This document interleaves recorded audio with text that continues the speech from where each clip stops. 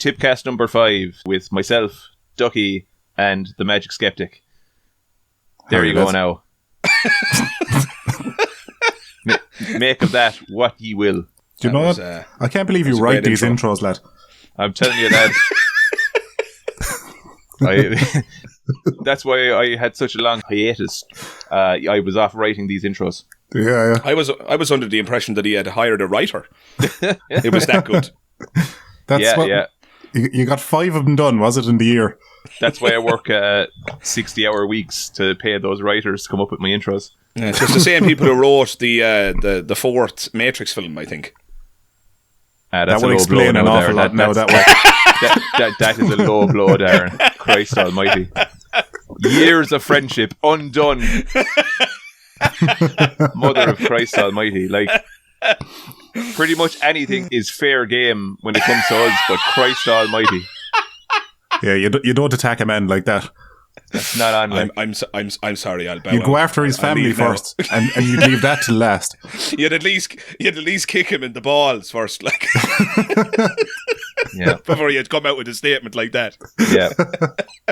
That reminds me, I have to tell you this story. This is. I don't know how we're going to get through this.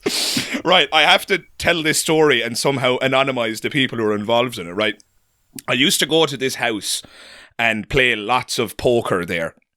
Great game if anybody's interested. Poker, obviously, gamble responsibly, all that stuff. But we used to go to this house and play poker. I think I might have been at this house at some stage as well. You might have been. Now that maybe. But anyway, you never get invited anywhere. There were 2 people at this house. Many others, of course, but these 2 particular individuals. One of them is, in fact. No, I won't finish that sentence. It's going to make it too easy to identify. Never mind. So let's just say one of them is an older gentleman in his 50s. Agent Smith, we call him, will we? Maybe early 60s. Yeah, let's just call him Agent Smith. And then the other person was the owner of this flat/house, whatever. And anyway, we would all be playing poker. The guy who owned the flat was overweight. Morpheus. Right? Yeah, there you go. Morpheus is overweight and he owns the flat. But Agent Smith in this scenario, the not elderly, but elder gentleman, he had a partner who was also overweight. This woman was quite the size, right? Rotund. You would probably say morbidly so, just to make the picture clear. Morbidly rotund. It turns out Agent Smith likes him that way. But anyway. So now here's the moment, right? And he's a braver man than I. We all nearly died, right? So Morpheus walks into the house. We were all sitting in the flat/house, whatever you want to call it. I'm finding it very difficult to categorize it, but whatever it was, anyway, we were all sitting there. He had gone off to the shop for a moment, and in his absence, Agent Smith had arrived, right? And we just opened the door and let him in, like there was people getting ready to play this game of poker. But the owner of the flat had left to go get some snacks or whatever from the shop, and he came back. And Smith, in this case, took one look at Morpheus when he came through the door. And I can't say all of this sentence because it's rough, but basically he referred to the size of the hoodie that the man was wearing. And he goes, where did you get that hoodie? A big fat C word. And then he turned around like lightning without pausing at all. He said, I got it from your partner.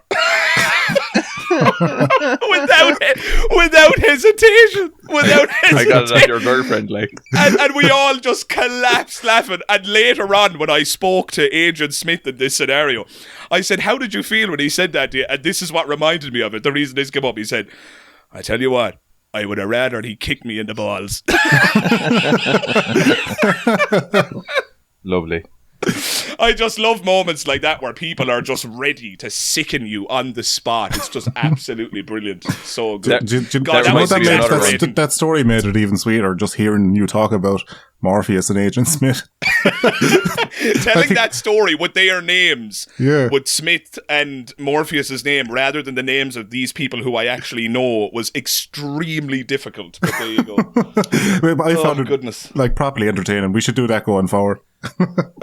Yeah. Tell stories from our lives using fictitious characters as replacements. You reminded me of another story from many moons ago when I was in my late teens and we were all still in school. Were we still in school or were we just out of school? If we were out of school, we were just out of school. We might have been like 18 years of age, say. But there was a group of 3 of us there. And of course, when you're that age, you're talking about writing girls because, you know, that's basically all you can think about at 18 years of age. And each lad that was there had a girlfriend. And one fella opened by saying, you know, like, all the dirty filth that he was getting up to with the girlfriend. And of course then... the dirty filth. yeah. There was about 4 of us there. So yeah, I think Hef was one of them, but it wasn't a girlfriend that, like, 'cause Hef never had a girlfriend, but he was always riding someone. But in bit of an enigma like that, wouldn't he? Yeah, in Schrodinger's box in a way. What? How does that work? He's both riding and never in a relationship. Now I get it. These 2 states are correct. Like, you know, he's either riding someone or he's not, depending on your perspective. Yeah, depending on whether or not you open the box. Or Hef goes into it for you. Yeah, or open the box. He did anyway. But anyway, this story. So there's 4 of us there. One fellow opens up and he's telling the story about, you know, all the riding that he was doing with the girl that he was seeing at the time. And then Hef chimes in and he's like, "Oh yeah, with this one there at the weekend." And he told his story about, you know, all the filthy stuff that he was getting up to, anyways. And sure, then, like, you know, being I didn't want to be left out, so I was like, "Oh, jeez, yeah. Well, wait till I tell you now. I was, you know, I was at it here in this one with this one in the back of a car up this neck of the woods and blah blah, telling the story." And then there was another fella there, right? Now this fella, he was going out with a girl, but this girl wasn't what one might call aesthetically attractive to the heterosexual male. She was his girlfriend, but she, you know, none of us particularly wanted to hear about any stories that he might have to tell about what he was doing with her. We'll just put it that way, right? Yeah, you hadn't eaten your dinner yet, like. Yeah. But because we had all, there was 3 out of the 4 were after telling stories. Now he couldn't God. He couldn't say nothing. So he pipes up anyways, and he's all like, "Oh yeah, sure. Myself and herself there, we were at it up there, this place, everything." And next thing, anyways, the first fella who opened the story was the kind of abrasive kind of chap now, and like there was just no filter, and he's like, "Sure, what? Where the fuck could you be writing her for? She's rank." And he absolutely flipped, and the rest of us, we were the kind of people that, you know, we were kind of like, we had a bit of tact. We wouldn't have said anything, but the other fella just opened the floodgates, and we just collapsed into fits of laughter. It's like, oh no, he said the thing we were all thinking. Yeah, he went into a violent rage because this was his girlfriend, like, you know. But the other fella was just pure like, "No, I'm not going to beat around the bush here. No, like, I wouldn't ride her into battle." Oh God! if I had a bag of bruised Mickeys, I wouldn't give her one. I once put my foot in it with a chap there one day, like really badly. So when I started working in CEX, I was blowing Limerick there doing training, and there was this chap who was how not to get stabbed. I was just going to say, did they give you a knife fist? Yeah, so this is how you throw a Molotov out of car. Shout out to Limerick, boy. That's Limerick City. This is how you Limerick City. This is how you dodge the syringes when they come charging at you, you know. But there was one lad training me in, and he was a bit of a, you know, he was a young fella, a bit of a womanizer. And every now and again, he'd show me his phone of like... Nothing wrong with it. Yeah, no, it was like not of it, but this what led to the problem. For shame. But like occasionally he'd show me a picture of a young one on his phone. It's like, what you make it out? And I'd be like, oh yeah, she's grand looking, or this, that, and the other. And this went on for a couple of days, and I came into work there one morning anyway, and he just kind of, I was in the middle of doing something, and he kind of tapped me on the shoulder, and he's like, showed me a picture of a young one. He said, what you make of that? I looked at him and went, like I was looking at myself, and I was like, geez, she's heavy. Like, so I just turned to him and goes, no, she's a bit fat for my tastes. And he looks at me and goes, oh, that's my missus, lad. Oh, no. So I was like, oh, shit. I didn't even apologise. I was so embarrassed. I was like, oh, shit. Pure stuck me foot because I was immediately assuming he was just perusing fucking Tinder or something. Oh, you know, just thought absolutely nothing of it. And then, why would you show off your missus like that? This is the thing. I had a friend years ago. No, but look, if she's not aesthetically pleasing and I didn't ask, why would you just? There you go. I think there must be an insecurity at play there somewhere where he's just looking for approval for somebody else to say. Yeah, for somebody else to say, yeah, sure, I suppose, like, and then he can go home and sleep soundly at night. Yeah, fire a shot across the bow. Give me some sort of warning first, though, with some pretext to it. Yeah. Then I'll tell you that she's lovely and I'm very happy. Yeah, because like, if you want the most honesty out of a man, just show him a random picture of a woman, because he has no reason to lie or sugarcoat his response, because men do it so often. Is what you make your one. Oh, she's lovely. You know, that kind of way. I used to work with an individual, and he was the most judgmental person on the face of the planet when it came to the appearance of women. But it was a very strange psychology at play, because this fella, again, trying to be diplomatic, his wife, this fella was married, was also not particularly pleasing aesthetically to the heterosexual male. Yeah, bit of a bulldog, like. Bit of a rhinoceros, all right, yeah. But, Christ above. Yeah, but this was you trying to be democratic, or that's me whatever. Being. Yeah, that's what word was it you used? Diplomatic. Diplomatic or delicate. Yeah, a bit of a rhinoceros, you know. Look, I'm trying my living best. I wouldn't get up on her to get over a wall, but like, I wouldn't say anything bad about her. Precisely. So this fella, right, despite the fact that this was the case, and I really don't. Like, I actually don't like talking about anyone like this, because it's fucking horrible. But here I go in vain. Yeah. And let's broadcast it to all your subscribers. Yes. But look, we have to acknowledge that there does exist a spectrum of attractiveness. Like, some people up on the scale, like you've got your Margot Robbies of the world, and your Duckies, all the rest. Huh? As if your Margot Robbies, your Brad Pitts, your Duckies, yeah. Yeah. That is a handsome duck, I will say. Not sure about the fellow who voices him, to be honest, but the duck is sexy out, I will say. Well, this is actually the first time I voiced myself in about 3 years. I pay a Filipino boy to do it otherwise. Fair enough. You're voicing yourself all night, lad. Very good at impressions, he is. It's spot on.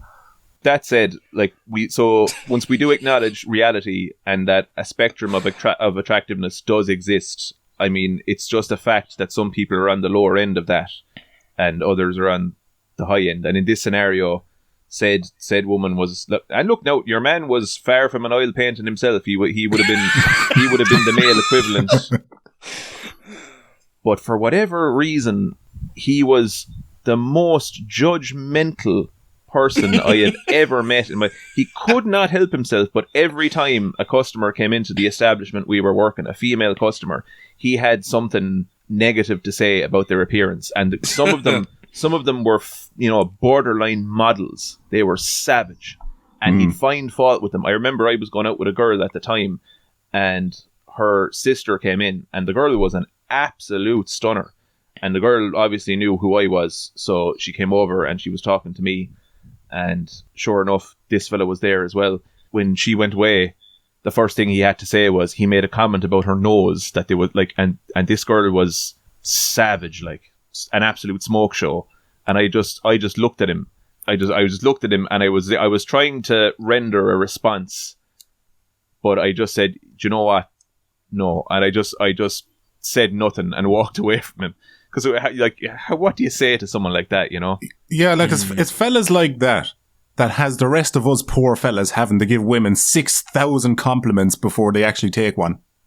Because of critical people like that. Oh, no, what fella have you known your entire life to criticize a young one's nose?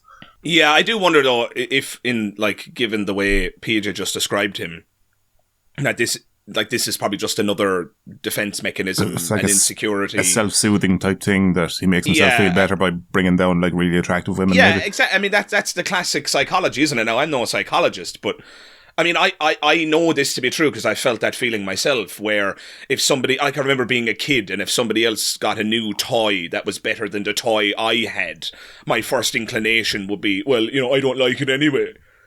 Until I got brought to the pound shop and I got to own it as well, and then I decided I loved it. Yeah, I mean, it's just human nature in some sense. But people grow up, they mature, and this guy just clearly hadn't. And so, really and truly, there's probably a very sad story going on there psychologically. And so, yeah. But imagine that psychology surrounding, your wife. Oh man, but like that's not even strange. Like I knew somebody. We were talking, myself and a group of lads years ago, in a flat, would you believe? And it was me, another chap, we'll say it is, we call him... I wouldn't believe it. Flat? We call... Christ. A whole flat, lad. Not even just a half one. Usually you put a sentence like that. Like, we were in a helicopter, would you believe? Or, we were in the Playboy Mansion, would you believe? But I know, but could you believe, what are the odds that two of us would have stories that involve flats? Like, how do you not believe in a higher power, Dara? A higher power, Dara, when stuff like that happens? Synchronicity. Flats, like, yeah. I don't know, lad. There's definitely a creator. But how many people do you know live in flats? What an absolutely astounding serendipitous moment. Proof of God. You heard it here first, and exactly. I'm just sick of that didn't happen on my channel. I dare you, listener, to take that information and try use it to disprove God's existence. There are none so blind as those who will not see. Yeah. The fool hath said in his heart, there is no God. Yes. I've no philosophical wine. Astonishing story now. Come on to fuck. But yeah, I was in this room with a group of lads there, and there was me, another lad, and a third lad who owned the flat. He was there with his missus, and his missus was like, no word of a lie, about 22, 23 stone, like quite heavy, like a watermelon with 2 matchsticks poking out at the bottom. Like it was irrefutably massive. She was. Do all your friends other than me have like fat fetishes or something? I don't know. It would seem like that. If I was to give it any thought, there's definitely an unhealthy number there. But this one was moving swiftly along. This one was irrefutably big. You'd have to roll over twice to get off her. But we were sitting around talking about women we've slept with in the past, and myself and one of the boys were like talking about how we've slept with heavy women in the past of a night out, a one night stand, and this third fella with the heavy girlfriend turns around and went, "Oh, I've never slept with a fat one," and his missus not 3 foot next to him. Would have been 5 foot hadn't she been so massive. Just right there, like, and I'm like, myself and the chap just looked at him in the eye and went, "All right." Sure. But here's the thing: he wasn't like a bad chap. He was like trying to convince us that he just hadn't slept with a fat one, even though he was living with one. Was he? Jesus Christ! Was he saying it? For the benefit of his woman, maybe, I don't know. Like I'm trying to. But he could have just not said anything. Yeah, that's true.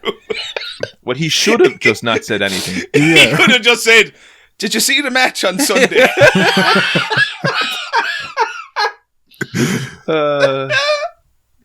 Yeah. Provincial champions. God. But he must have known from our responses. Like we were just kind of both shocked, and when we kind of caught ourselves in the shock and went, "Oh shit!" Let's act like we didn't say that at all, or he didn't say that at all, and move on. There's a similar psychology at play to the guy that I described. It's like, it's like, say, they want you to participate in their own pathology. In their own delusion. Yeah, yes. yeah. Yes, quite right, yeah. They're kind of looking for feedback so as to either bolster their delusion or to challenge it. Because something tells me that someone, I don't know, maybe they're so caught up in whatever it is that's going on with them psychologically that some part of them craves someone to go, here, what are you talking about? Like, you've no business saying that considering, you know, your state of affairs kind of thing. Yeah, I'd be much more persuaded by your first point, which is that they just want somebody to join in the delusion. It kind of reinforces the delusion and reduces their feeling of insecurity. But that's the nature of insecurities. They require constant tending to. Yeah. It's not like if a person thinks that if it's not like if a person is insecure about something and they get reassured about it once, that they just then say, oh, well, I guess that's fine then. I don't have to be insecure about that anymore. Yeah. Insecurities tend to be a crutch, at least in my experience, and I've had insecurities and have insecurities. I think everybody is the same, but no, I don't. Yeah, I'm perfect. But yeah, they're things that require. They're like crops; they just require tending to. And so this guy, in my estimation, anyway, was looking for tending to. He wanted somebody to tell him a lie so that he could be comforted by that lie. But yeah, it's an awkward position to put somebody in, isn't it? To invite them to join you in your delusion. I think that's... Well, I like to imagine him like standing next to his double bed in the bedroom, and the bed is like split in half down the middle, and he's just like, I just don't know, like, why? What? How did that even happen? Like, completely baffled. And she's there next to him, just this lump of a human being. Like, well, I'll tell you, he wasn't... You know, he was no Slim Jim either, like. Well, and by the way, can I just say this? I mean, none of this is to, you know, badmouth anybody who's overweight or to badmouth anybody who, you know, who likes people who are heavier and like people come in all shapes and sizes, and what you're into, and whatever weight you wear. Like, I just want to make it clear that none of this, at least from my perspective, is to badmouth any of these people. What I'm criticizing, and I think what you guys are criticizing specifically, is the kind of person who wants you to say that isn't true. Like, if anybody has the problem with people who are overweight, it's the guy from the story. Yeah, I'm delighted. I'm actually delighted that you said that.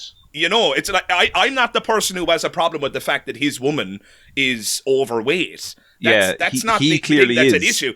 The problem is that he has a problem with it, and he has such a problem with it that he wants you or me or whoever to partake in a collective delusion and somehow assert that she's not overweight. If you really think that being overweight or being plus size or whatever the terminology is now is fine, then you shouldn't be expecting people to say that you're something you're not. Yeah. Right. I mean, that's my 2 cents for what it's worth. Yeah. Well, like that you said that.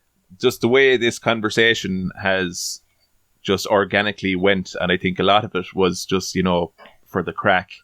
Yeah, exactly. It could be interpreted as us. It could absolutely be. Yeah, as us fat shaming or whatever.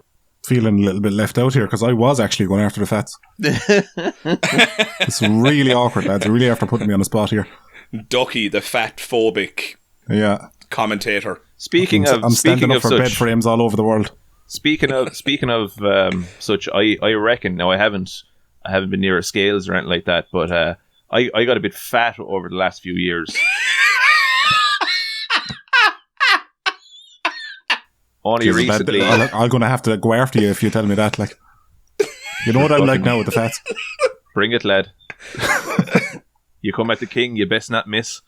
What was I going to say? So there we go. We'll throw that out there. I got a bit fat over the last few years as a consequence. Yes. I think we all got a bit fat over the last few years. Yeah. How dare you? I want you to join in my delusion. Yeah. Like, I would go down the road of like, oh, it was COVID, but, you know, long before COVID happened, and I think this is slowly trickling in. Like, I was never, I think you mentioned this term before, but I think the term is skinny fat, where you're skinny, but you've got a bit of a belly.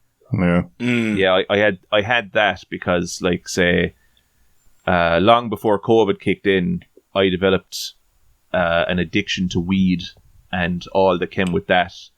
And it was, work, smoking weed, lie around, wish I was dead, eat crap. You want to be careful with the demonetization there, lad. You're going to have to call it God's grass.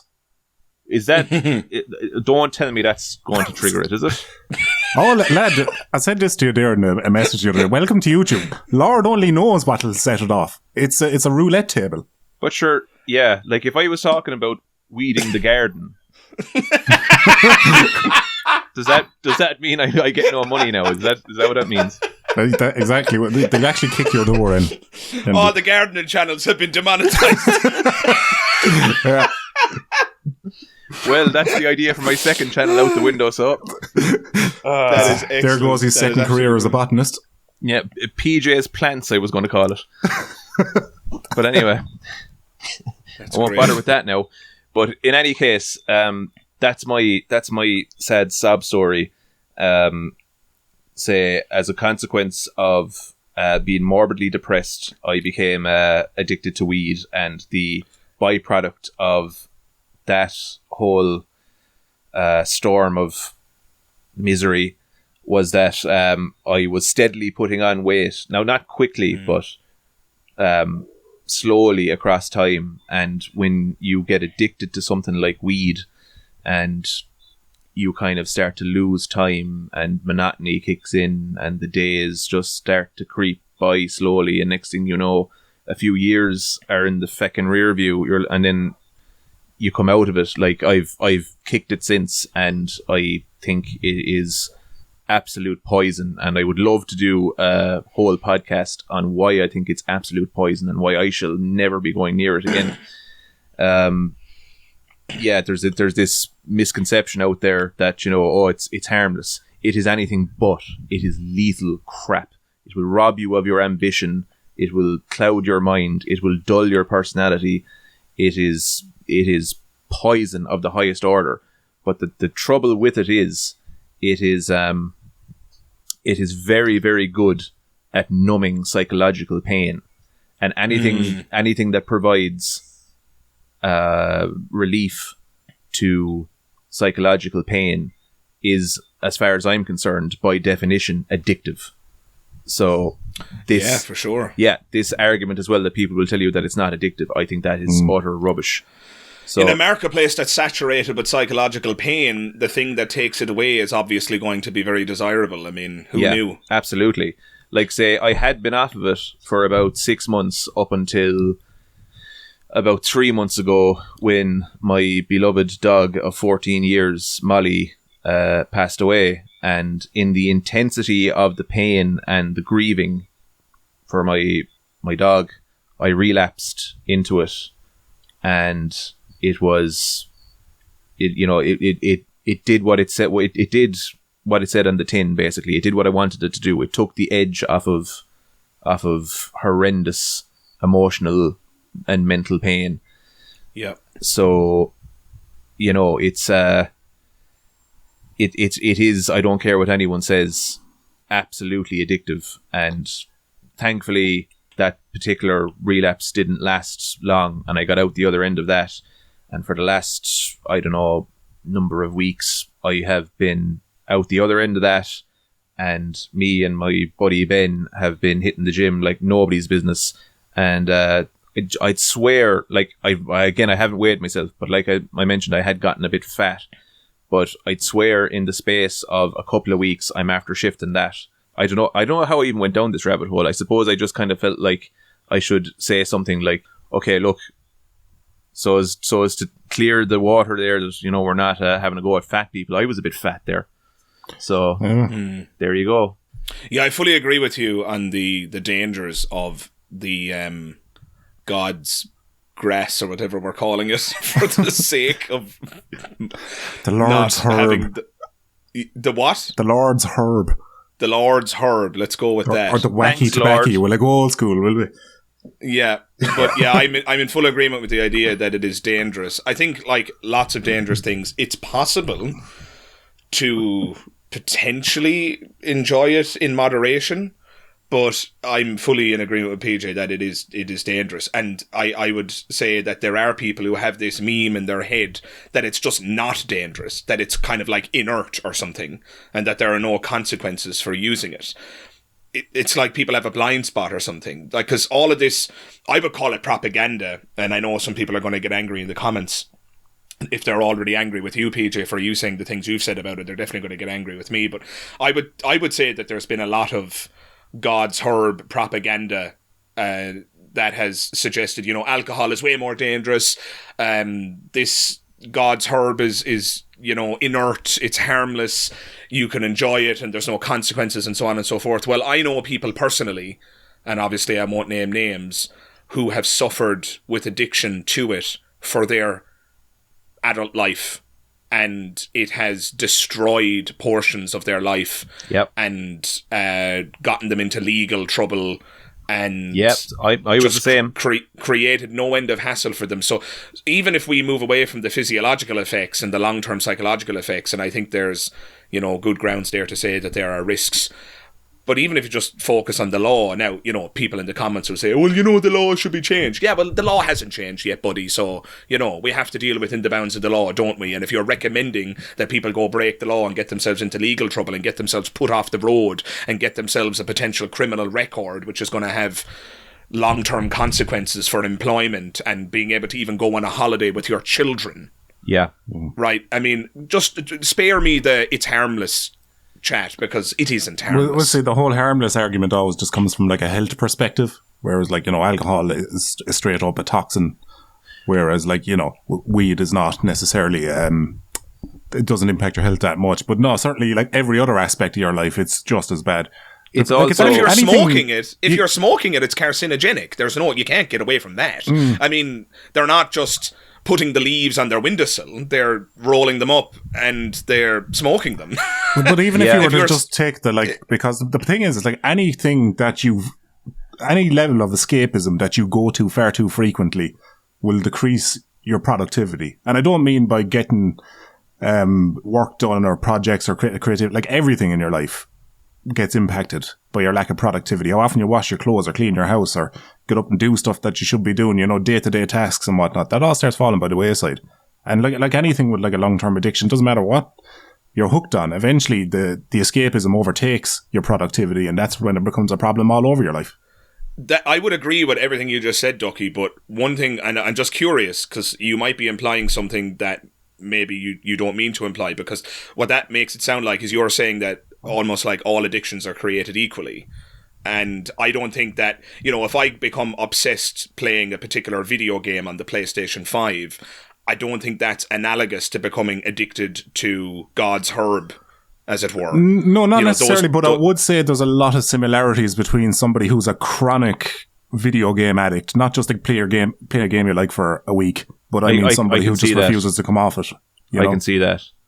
Like there were spells, like say I've again, not to go down the sob story route, look, everyone gets depressed at times and there's absolutely nothing special about me in that scenario. That's one thing that I hate about the whole depression thing. I remember I saw an artist performing something, and he before he started playing the song, he said, "Oh, this is one that I wrote now when I was, actually in a very bad place of depression," and everyone started clapping and stuff, and I'm just sitting there looking like, we're all fucking depressed. Like, why does this lad get a round of applause? I mean, Christ Almighty, show me someone who has never felt wickedly depressed. But anyhow, but PJ, yes. He was depressed and he wrote a song. Yeah, well, fair play to him, because often I can't get out of the bed. I'm dribbling out the side of my mouth. So, I want every listener of this podcast to put a round of applause emoji in the comment section for PJ, because PJ was depressed, by his own admission, and he's not making a song, but he's creating a podcast about it. So if we're to be fair, in principle, I think PJ should get a round of applause. Are we applauding the depression, or the fact that he's doing something about it? That he's doing something about it. He's creating out of his pain. I think that's to be applauded.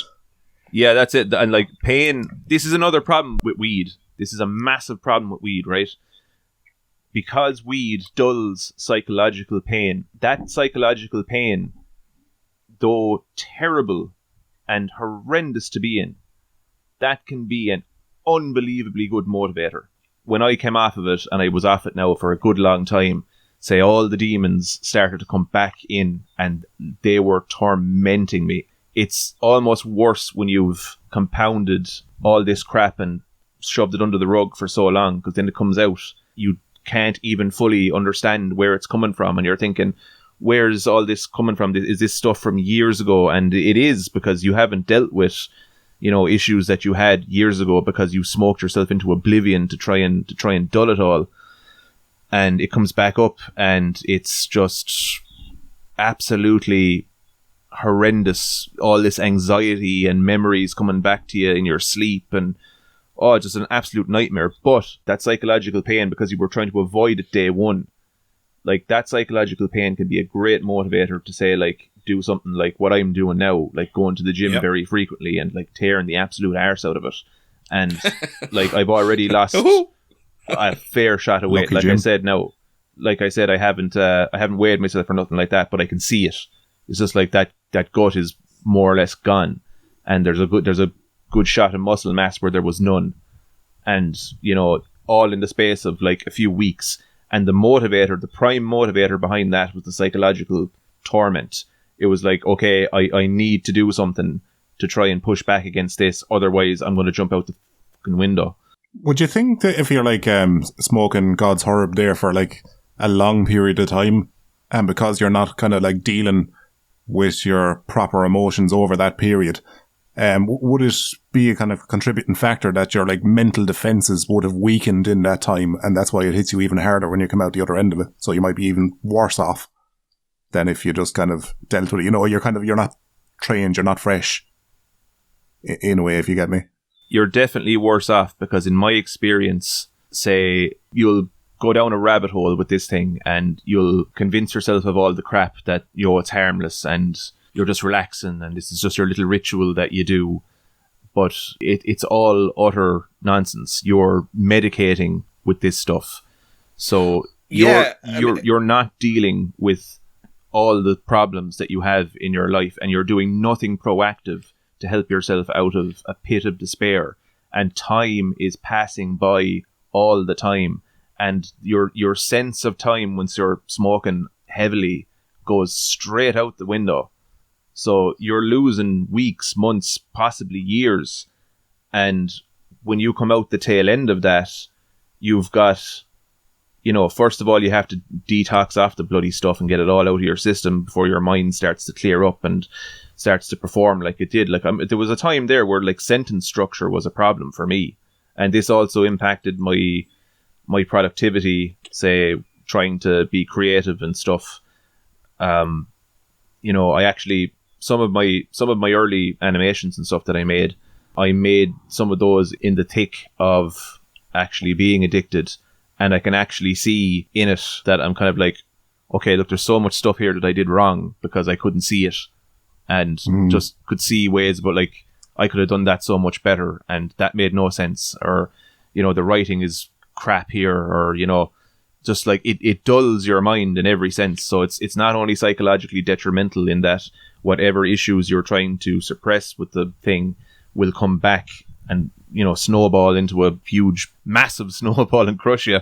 Just the time and the productivity that you will cost yourself with the stuff. You're better off to be feeling that pain of, I'm not happy with my status quo, and feel that to its fullest extent, and let that motivate you to get out of that situation and to change and to change your bloody circumstances. Whereas, because if you numb it with something like weed or anything, I'd imagine people do it with alcohol. And to your point, Ducky, I think people do it with video games as well. Because, say, this is only, I'm talking like from 2018 onwards, I developed this habit.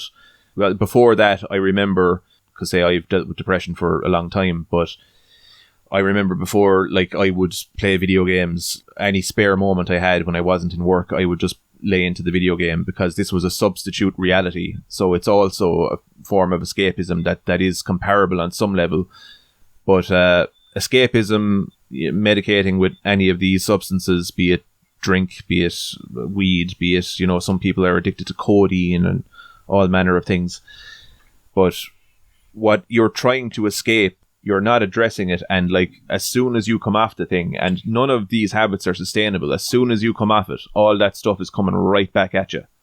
So, you know, you gotta... You're not so much getting away from it as you are just hiding behind the door. You're kicking the can down the road, and that stuff has to have its day. The only way to deal with powerful negative emotions is to deal with them, is to actually feel them, and just go like, okay, this is going to torment me, this is going to hurt me for as long as it's going to do it. But that's your mind processing it, and what you can do for yourself is do something positive. Say, okay, I hate this frame of mind, I hate feeling like this, I'm going to get up, I'm going to go to the gym, or I'm going to do whatever. Like personally, I would recommend the gym to anyone who's dealing with depression, because the endorphins and stuff that are released like counteract depression better than medication. And I can speak from experience on that point. That's just a brilliant thing to be doing for yourself. But if you get relief out of, I don't know, being more productive fucking artistically or however you do it, just do something, but get the hell away from that bloody stuff. Like, but how would you say the gym is obviously like a good way to kind of make you feel like you have a lot of get up and go on your day, you know, and kind of starts off gives you good momentum. It's the utter real opposite. Say weed robs you of your motivation to do anything, whereas the gym gives it back to you. Like I became unbelievably antisocial. I became a fucking hermit. I wouldn't stir outside the gaff. I didn't want to do a damn thing. In my head, I thought that all of the issues I had before I started smoking weed were gone. But Christ, they were not. They were lying in wait. And, you know, they were just waiting for me to stop. But what I was going to say now, like, that's grand during the day now, but like, I'd be curious on how you deal with it, like, in the quieter moments, when that time comes around where the habit used to be there. How would you go about distracting yourself or avoiding that? You know, if you toked on it at 9 o'clock, 10 o'clock, or a bit before bed, and now it's that time and you're doing nothing, you could imagine the demon would be at the door. He's not at liberty to explain what he does in case children are listening. Because that's the only way he can distract himself, unfortunately. Well, the real problem is that only lasts a minute or two, and then he has to deal with the distraction again, or figure out another distraction, or just out of fear the authorities are listening. Jesus Christ, lad. A minute or two I'd have it pulled off. Mother of God. There's some running down the stairs. Get the fire extinguisher quick. Yeah. Spontaneous combustion. Yeah. All years. Yeah, just a faint scream of To answer the question, Ducky, it's kind of like, say, in my experience, you have to kind of wean off of it. At some point, you will come to a realization that this is doing you no good. This is destroying you. This is hindering you more so than it's helping you. And you kind of have to, in my experience, kind of slowly come away from it. Because you can't, like, going cold turkey is very hard. Because, like, people will tell you again that weed isn't, it's not addictive.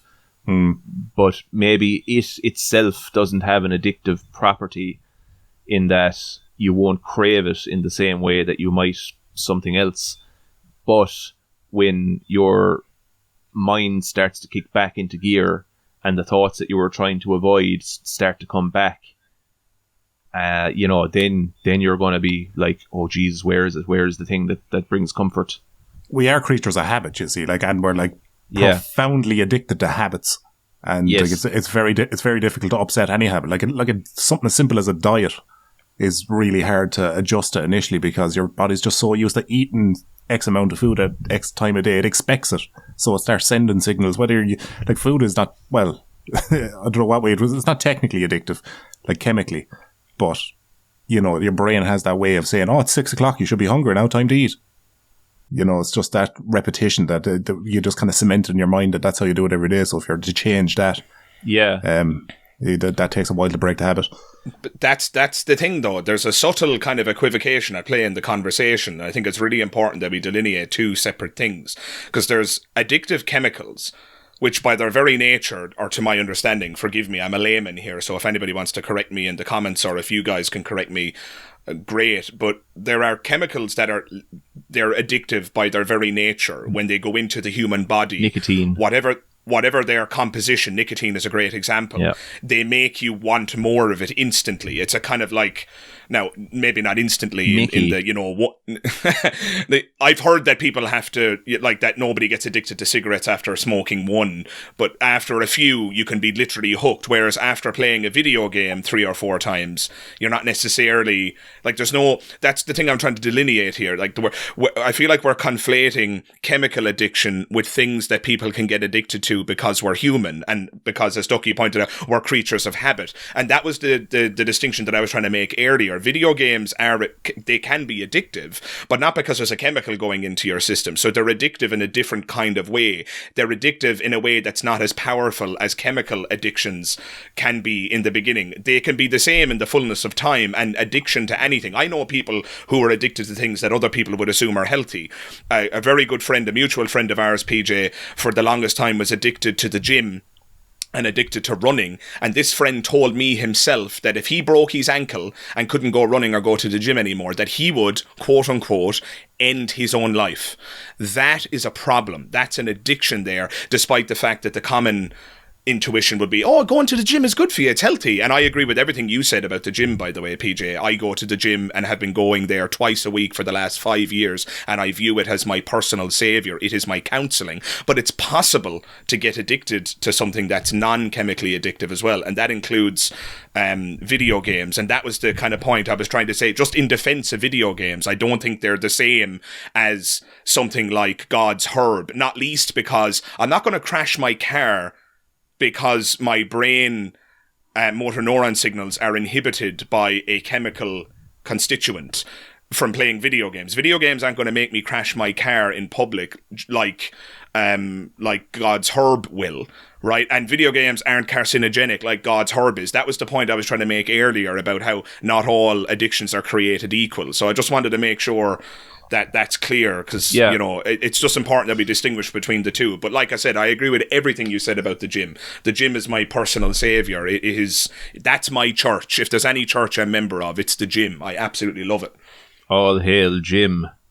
Yes, almighty Jim. Absolutely. You know, the Muslims have Allah, or, you know, we have Jim.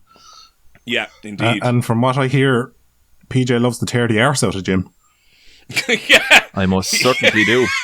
Yeah. So there's that too. Yeah. What was I going to say on the point there about the chemical addiction and stuff? Like, you're not taking any chemical into yourself with video games, but it is a dopamine addiction. There's a habit element there as well. No doubt. So no doubt. It's in a sense it's chemical. But then you're kind of obliterating the distinction. The key point is that we can get addicted to anything, right? That's possible because we can get a dopamine hit from anything. The dopamine response from pretty much anything. Yeah, from absolutely anything. My point is that there are substances you can put in your body that you can get addicted to far more quickly because it's a chemical. It's a foreign chemical. Because there's a chemical addictive element, if that makes sense. At least that's my understanding. Like, my understanding, I won't name the particular drug because, again, I don't want to get your video demonetized, but you'll all know the drug I'm talking about, the drug that begins with H. Gear. Right? We'll just say gear, and that's safe enough. Yeah, exactly right. Gear. That's a great way of describing it. We all know that that's a one and done. If you put one of those into your arm, like... Oh, yeah, you couldn't do that in moderation. Your life is over. Your life is over if you do that. And so, I know, don't get me wrong, I'm not comparing that to God's herb. There's clearly a world of difference. But I'm just saying that there's a difference between chemical addictions and just getting hooked on something because it allows you, as you referred to, it allows you to escape. You can get addicted to all sorts of things because they give you escapism from your life, which you might not be delighted about. But those addictions, I just think it's important that we distinguish between those and chemical addictions. Because, you know, there's a reason some of our mental hospitals they're not filled with people who were addicted to video games. They're filled with people who were addicted to God's herb and other substances that are more serious than that, Class A and so on. There are, on the video game point, there are some people, predominantly males. I've no doubt there's females out there too addicted to video games because, you know, it is like a substitute reality. But I know a whole hell of a lot of males that are, and say they don't have social lives and all they do is play video games, and their friends, their network, their social circle, should I say, basically consists of 6 or 7 people that they play games with online, and they don't leave their gaff. They've probably never had a girlfriend. I can't imagine these people aren't deeply unhappy. Oh, for sure. I fully agree with everything you're saying, that all that is possible. It's just that those aren't the people who are mugging their mothers for their next fix. Oh, right? Yeah. Look, that's all I'm saying is, it's not. I'm just saying there's a distinction. I'm just saying that it's important that we clarify. I just don't want any of the gamers who are listening to this think that we're giving a hard time to video games. I just think, because you love games, PJ, and I love video games, and I know for a fact that Ducky loves video games, and these things, like, I don't think, if you play video games moderately, I don't think there's a massive risk that you're going to become a video game addict. Whereas I don't think I can say the same about certain substances. I don't think you can use certain substances moderately without there being at least a risk of you becoming addicted to it, a decent risk of getting addicted to it, depending on which substance we're talking about. Maybe my intuition is wrong there now, and you can correct me, but that's the sense I get. Hang on now. Video game? I thought you were talking about something entirely different. I had videos queued up and everything. Righto. all those sausages I'm after staring at. But no, there's a lad in South Korea who died at he was like just, of course we'll just end it there. No, but he was video gaming for like, I think it was 3 or 4 days. This is a story I heard a while back now, but he was video gaming for like 3 or 4 days non-stop and dropped of a heart attack at the PC. Like, South Koreans in particular are like, there's a huge problem over there with video game addiction. Sure. Is it South Korea now?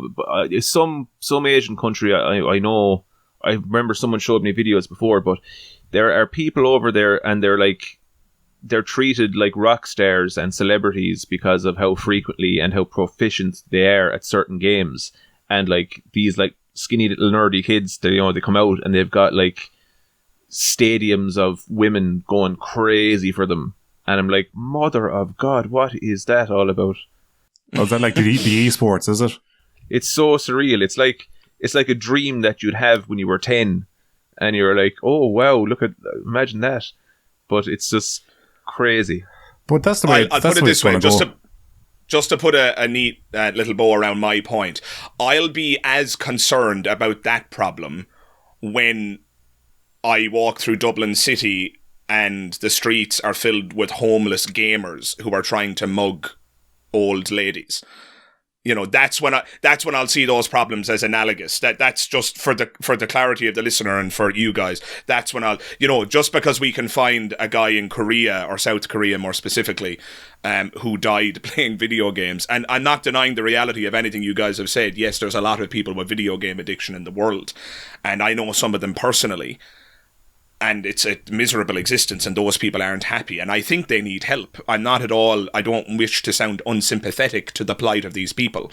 I just don't think their plight is on the same level as people who are addicted to Class A substances and who are mugging their mothers and holding up shopkeepers and gangland violence. And, no, but if you were just to keep it personal, personally rather, if we were to branch out, there's certainly different levels of like how much one addiction can mess up like lives outside of that person, but we'll just say on a personal level, as I was just speaking of that. Just to clarify, I'm in no way trying to say that these things, they're equally problematic, but we need to be wary of all of these things. I fully agree with that, by the way. Because I felt the pull of video games. The only pull you felt? Maybe the reason it's possible that I'm even being slightly defensive, maybe because I have definitely felt the addictive qualities of video games. You yourself, PJ, have remarked on numerous occasions that you suspect that I owe the game developer NetherRealm money because of the amount of hours that I've invested in their Mortal Kombat games. Yeah. I play copious amounts of Mortal Kombat, and so maybe my arguments are symptomatic of perhaps a defensive instinct. But I don't know. Maybe we're going to have an intervention. Maybe so.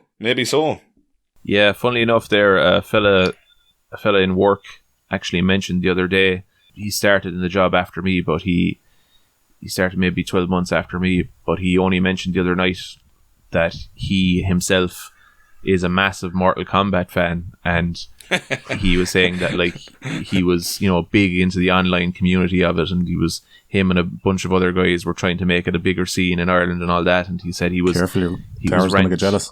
Yeah, he was ranked highly, like, I don't know, I can't even remember what he said was the top 1,000 or something in Europe maybe, or something. Oh Christ, I don't know, but I was just there and I was looking and I was like, Christ, you have to talk to my buddy.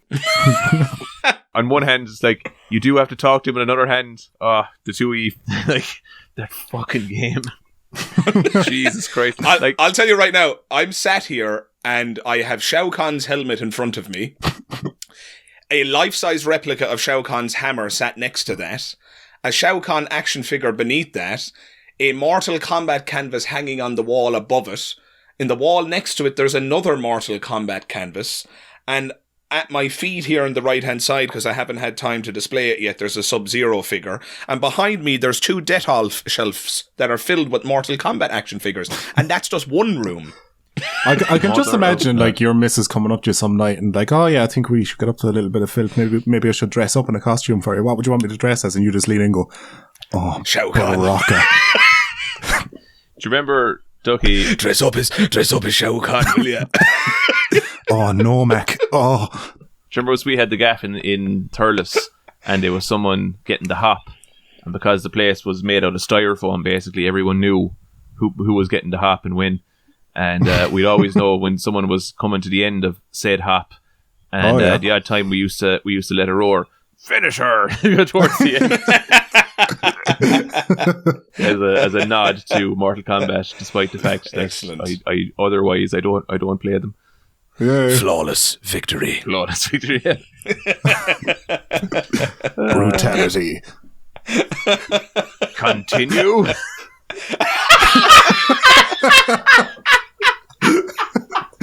Please insert coin. Please insert rod. Do you think he was getting it for free?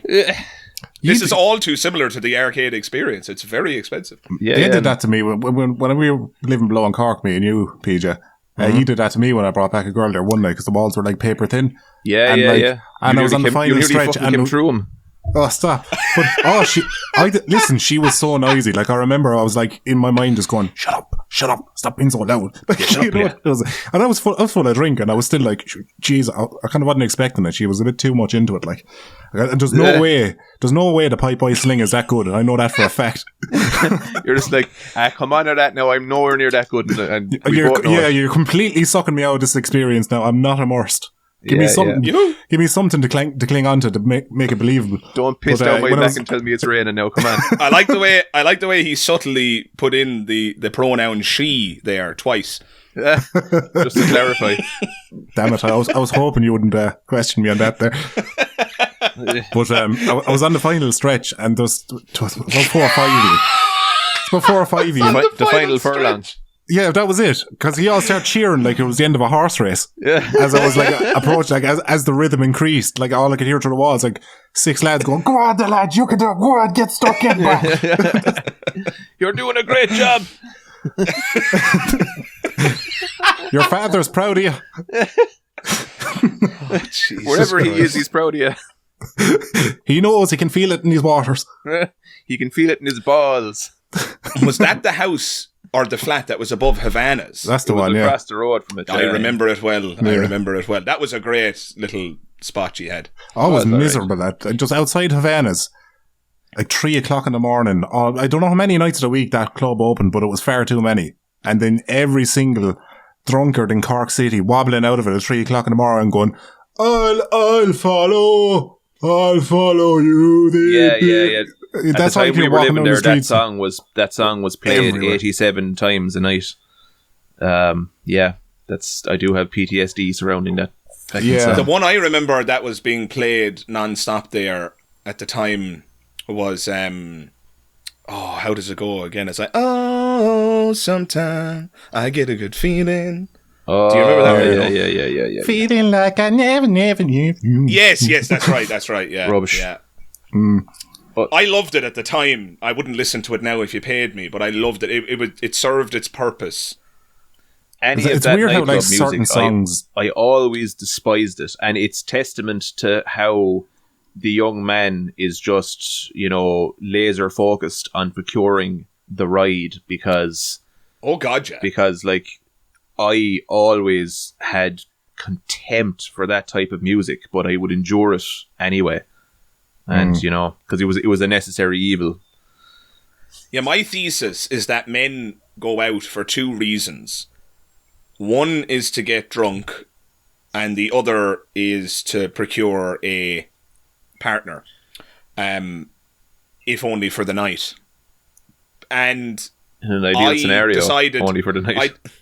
I decide, and they're not necessarily, they don't have to be the same every night. Sometimes you just go out because you want to get drunk. Sometimes people go out because they want to get drunk and find someone and go home with somebody, sometimes both, whatever. Like, there's different combinations or whatever. But I got to an age where I just decided I don't drink anymore. And then I met my partner, who I've now been with 10 years this July. Mother actually. Of God. And so I just don't go out because I actually despise, now that I don't drink anymore, and just to be clear, that always sounds a bit like, oh Jesus, did he have a problem with the drink? Did he?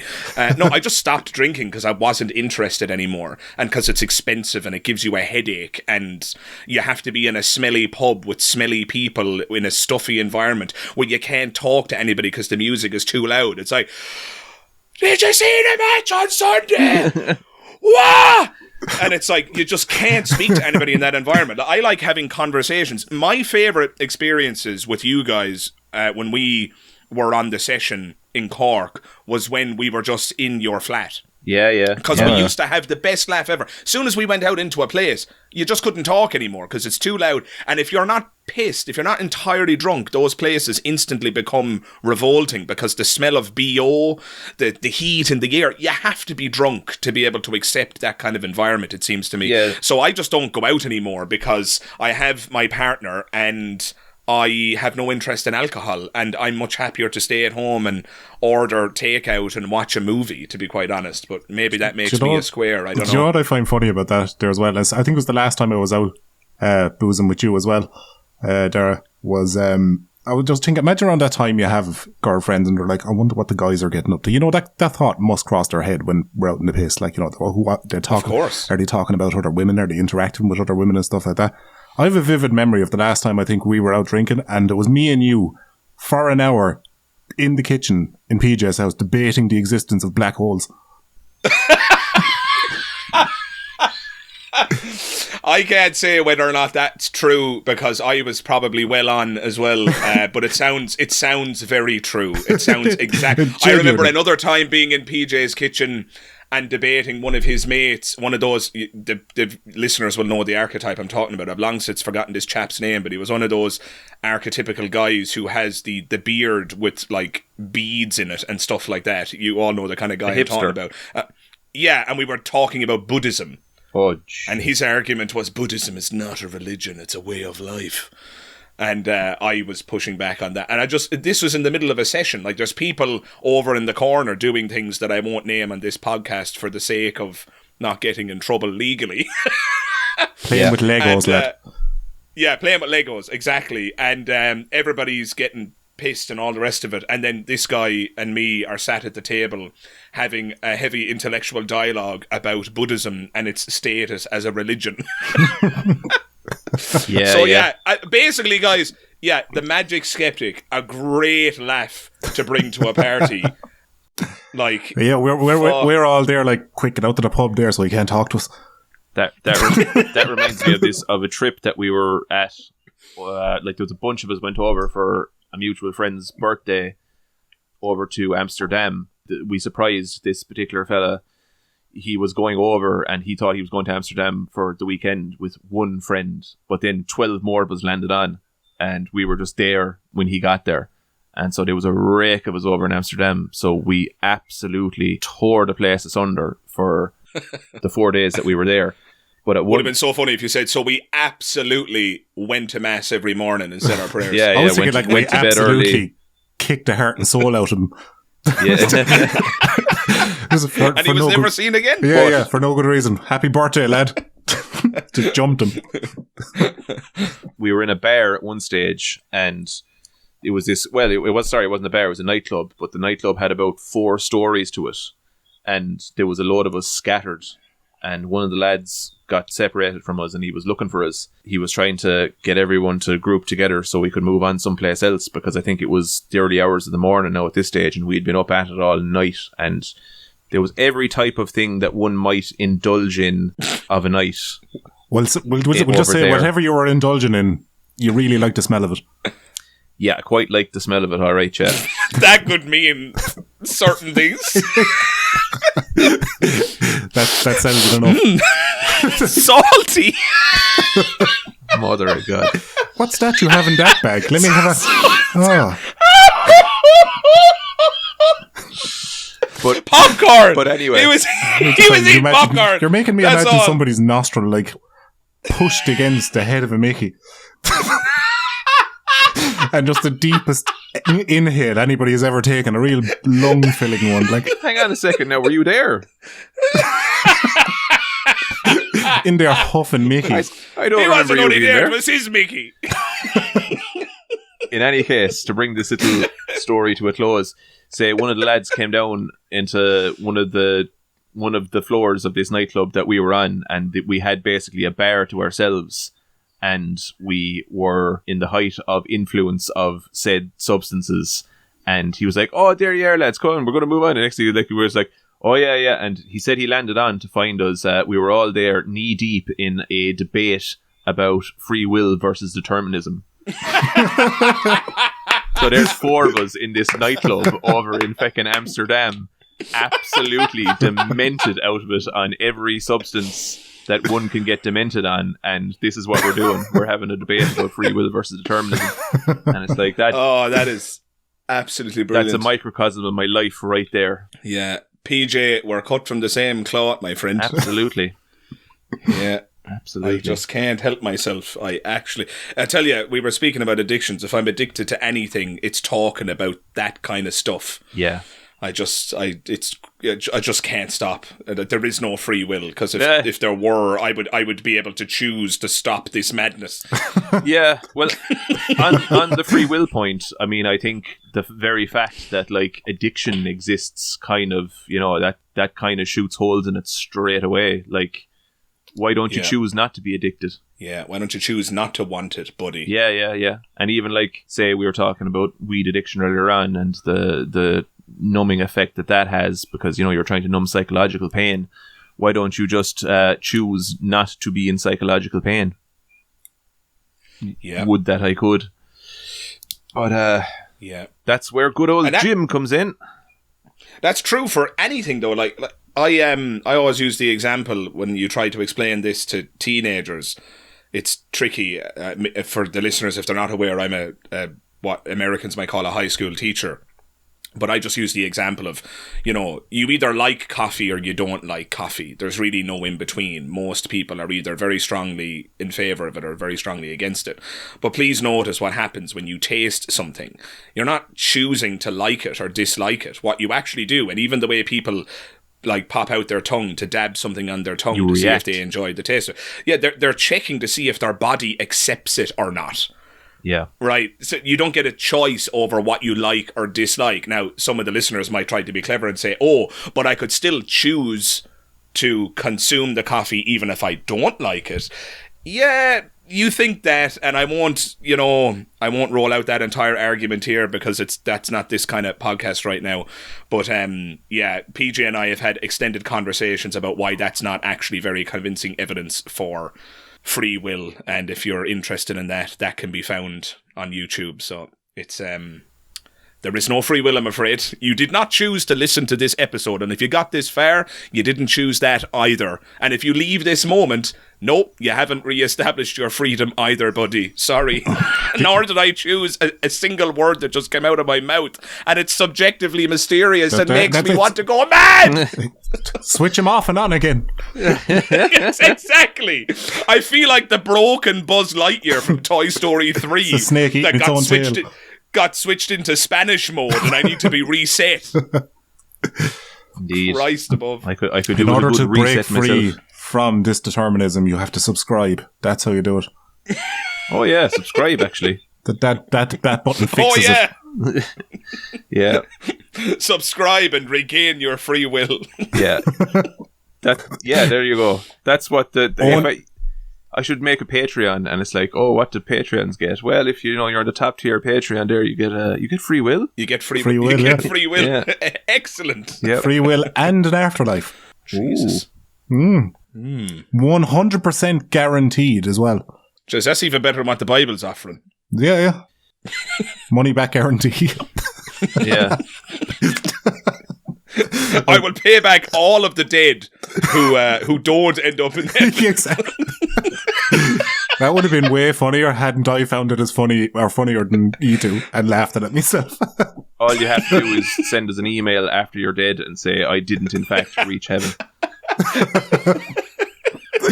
Yes, have God send down a ghost or something. I suppose there wouldn't be, no afterlife. Yeah.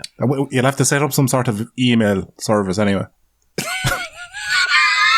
Some kind of transcendental email service that goes from our earth to heaven. If you could Ouija board it back to us there that you didn't make it into an afterlife. Yep. Yeah. You just look at the Ouija board and you just see it go to www.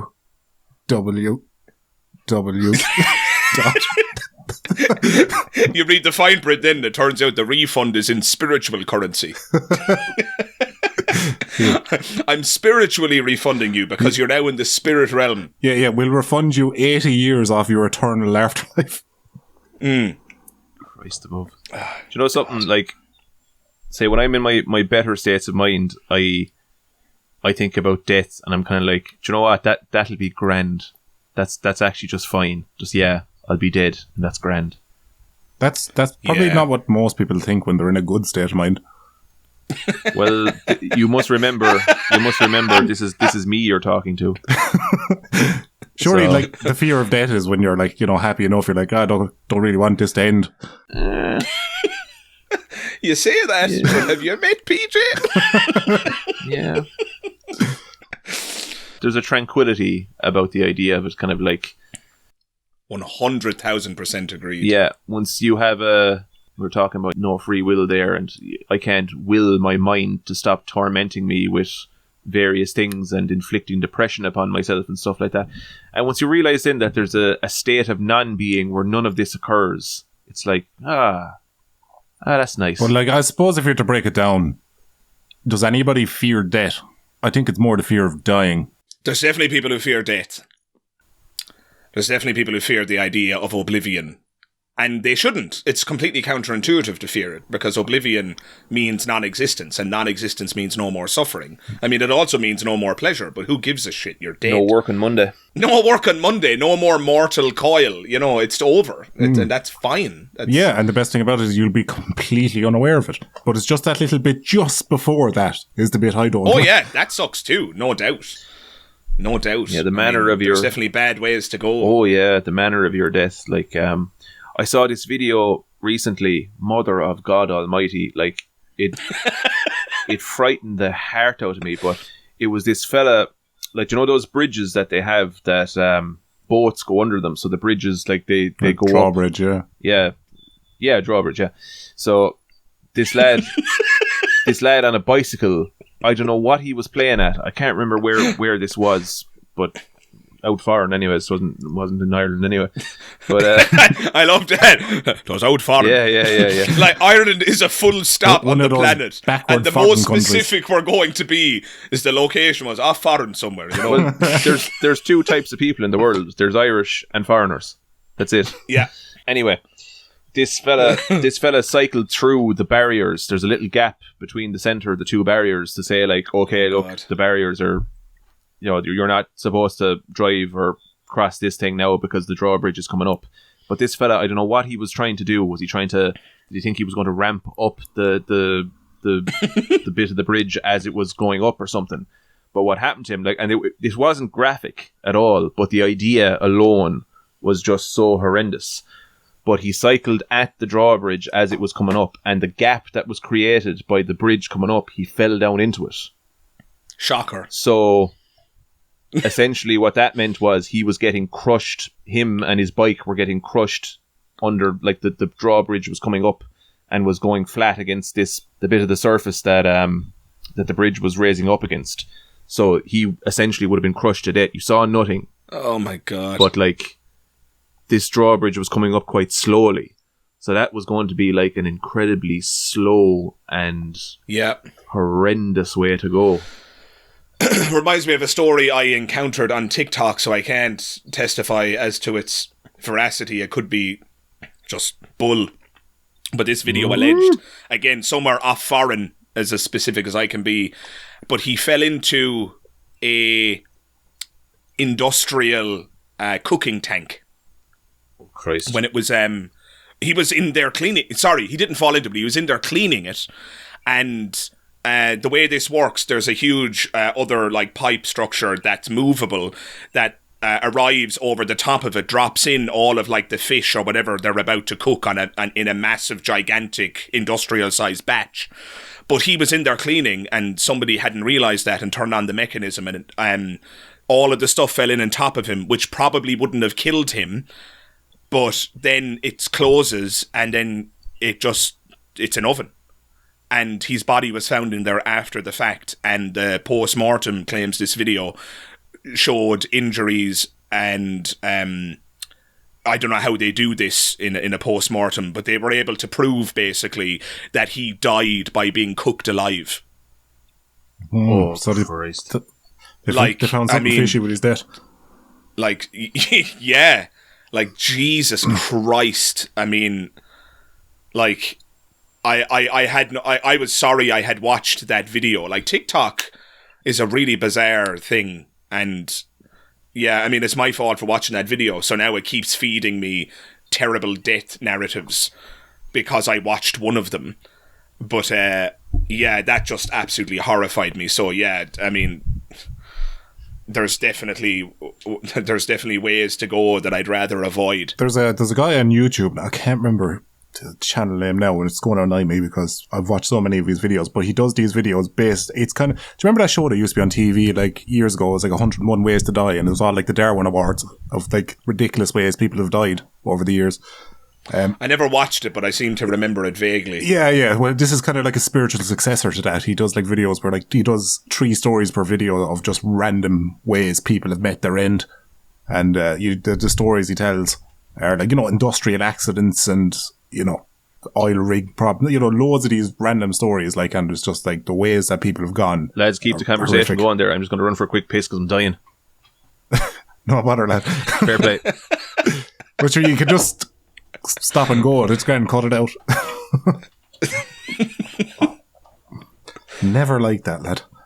Never, no. So anyway, welcome to A Magician's Thoughts. My name is the Magic Skeptic. Hello, everybody, and welcome to There's No Crack. I'm your host, Ducky. In today's episode, there's no crack. So how did that story, where were you going with that story? Tell me the end of that. There was a few stories he's gone through. Like, I'd be kind of apprehensive to describe too many of them now if PJ wants to get dismonetized. There is things where, like, people have just been, like, locked into freezers, crushed by, like, oh my God, like assembly line machinery, and getting sucked into, like, rolling wheels and, like, steamrolled, all this kind of, like, horrific stuff. Jesus Christ above. Yeah, sure. Well, how do you, like, literally get flattened by a steamroller? Well, like, PJ's flattened. Yeah, like, no, well, like, I mean, like, steamrolling equipment, so, like, something that was, like, a roller that was pulling in tread, but it's like an industrial roller, and somebody gets their sleeve caught in it and gets just sucked right in. Like. Oh, jeez. I remember that show, and there was a story of a guy working on a wood chipper, and his belt got... his belt got stuck on the wood chipper, and his male appendages got caught in the wood chipper, and it ripped off the whole 3-piece suite. Oh God. Mr. Ballin. Yeah. Mr. Ballin is the name. Pardon, like I literally couldn't have a worse name for the story you just told right there. But Mr. Ballin is the name of the YouTube channel I was talking about, who does all them stories. Wow. I missed that now. What was... Another coincidence that proves the existence of the Almighty. Yet again, our Lord and Father, Jesus Christ, yeah. Yeah. There's going to be egg on all your faces now when we all become born-again Christians. It reminds me, a student ran out of one of the classrooms in my school today carrying a gigantic set of the crucifix with beads attached to it. You know, the bigger ones. You know, the ones that like a priest wears during the church service. Oh, yeah. Like, they look for all the world like beads that could be used in the bedroom. I'm trying to phrase things politely to prevent demonetization here. Backdoor balls. But yes, exactly. But at the end of it, there's a sizable crucifix of Jesus hanging on it, right? This kid runs out of a classroom in front of me. He's planning on running down the stairs with him to get a laugh for his mates or whatever. What I said to him, a sentence I never planned on saying ever. I said, "You boy, put back the Lord where you got him."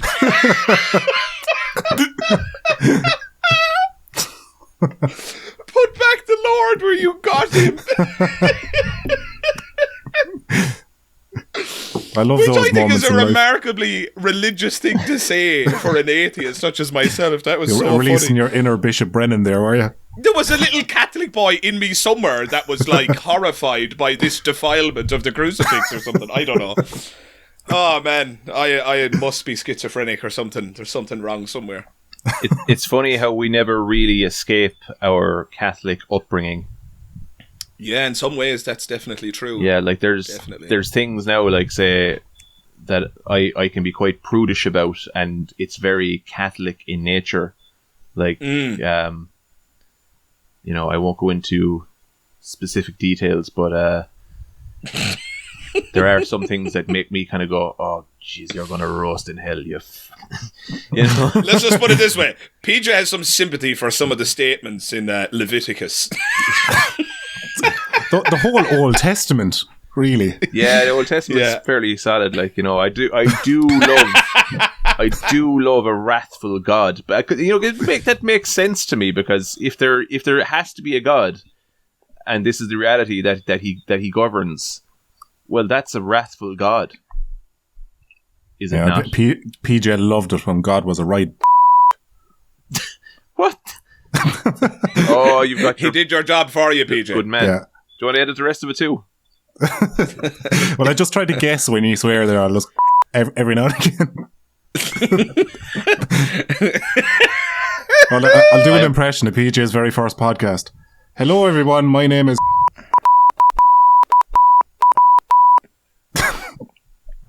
Morse code. I believe I was just going. You just took the words out of my mouth. He's communicating in Morse code. Yeah, that's how they used to sext back in the day.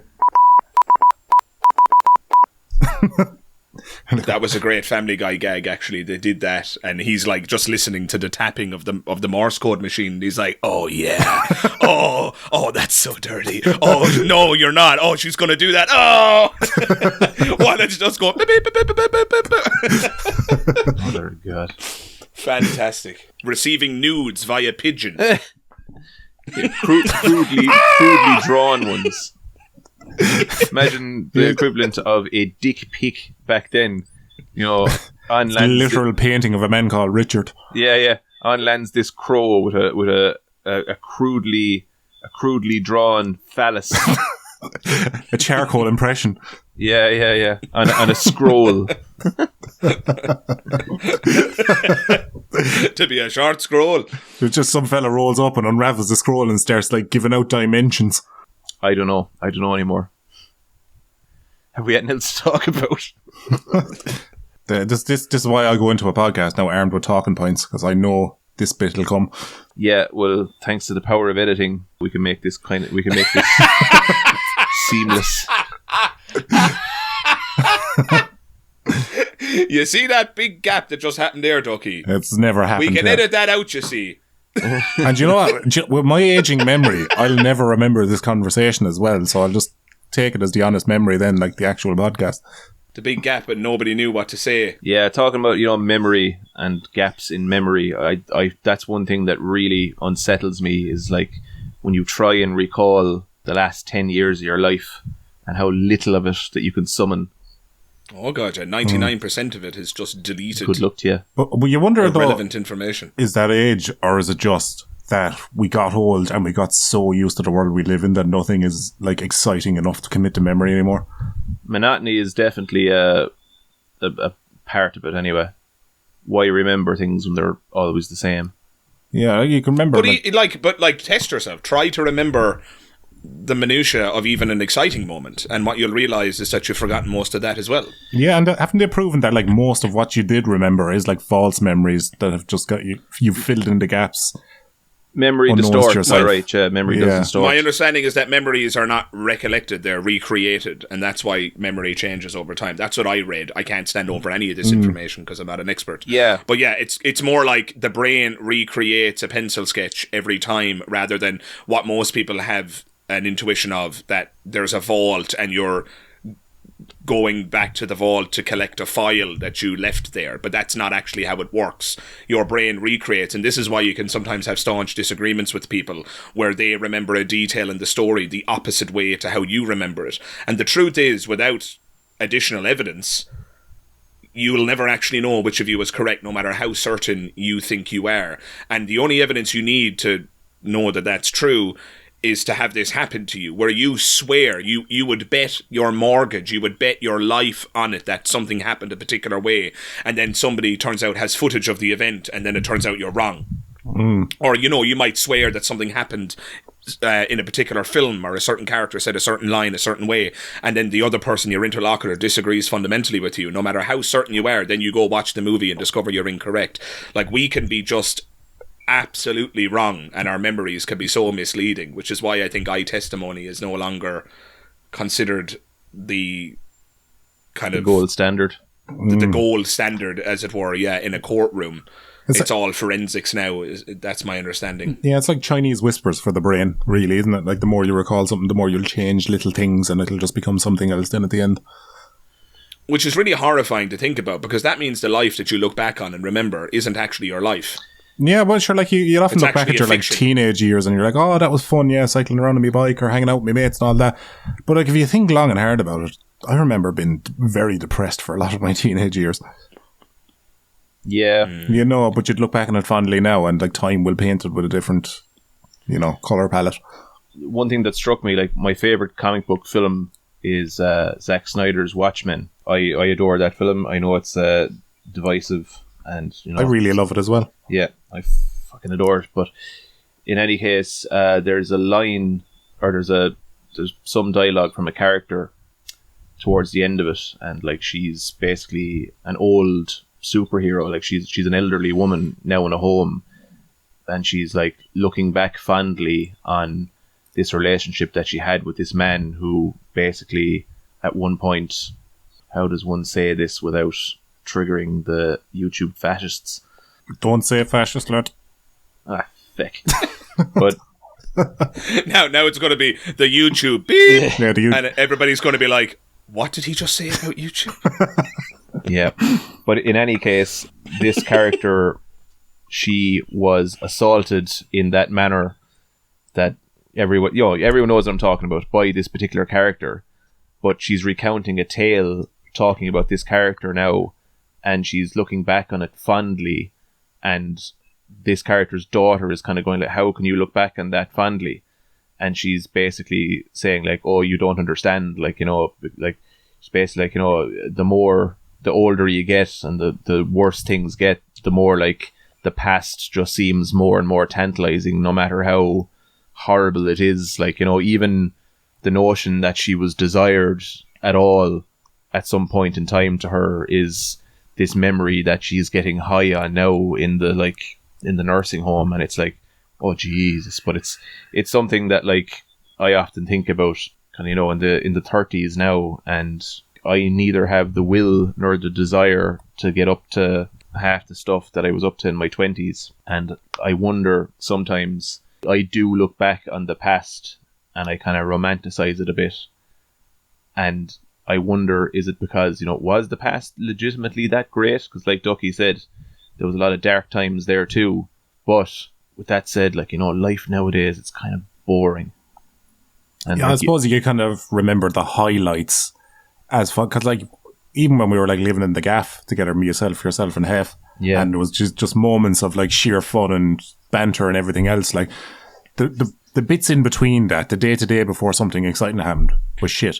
All of us were really unhappy for the most part. Yeah, you remember the highlights. That's a great observation. I think we do this with TV shows and movies. This is a point John Cleese made about why they never did a Fawlty Towers season 3. I think it was season 3 anyway. I think they did 2 seasons and they never did a third. Yeah, that was very little done. He gave, and I love it, by the way. I think Fawlty Towers is probably one of the greatest comedies ever put on screen ever. It's just a masterpiece. Go watch it if you haven't. But he said the reason they didn't make a third season is because he didn't feel that they could live up to the highlights, because people were remembering the highlights of seasons 1 and 2, but between the highlights there's lots of bits that are not highlights. Now I wish he had gone and done it, because then we could have remembered the highlights of season 3. Yeah, well, exactly. But it's just interesting that he made a similar observation when it came to media. And so it's, I think that's just true. So we remember the highlights of our past, and that's why it can sometimes seem better than it actually was. My personal antidote to that problem is to realise now in the present that you're also going to look back at this moment, this very moment, 30 years from now, and you're going to feel envy about this moment. So that just means I should appreciate this moment. Oh yeah, I've no doubt we're all going to be sitting in a home sometime now in our 70s or 80s going, do you remember back when we were doing podcasts when we were young men? That was a great time, that was. Yeah, exactly. So that's my, again, no free will, but that is the idea, the inception that occurred in my mind, and that idea has given me great comfort in the present. For rightly or wrongly, it's given me great comfort in the present to think about things that way. It's a hilarious image, the three of us being very old as well. It's another way of acknowledging that things are just going to get terrible.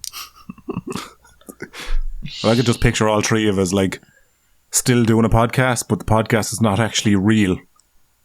We're just sitting in a room thinking we're still doing podcasts. The staff in the nursing home are just humouring us. Just filling us with pills.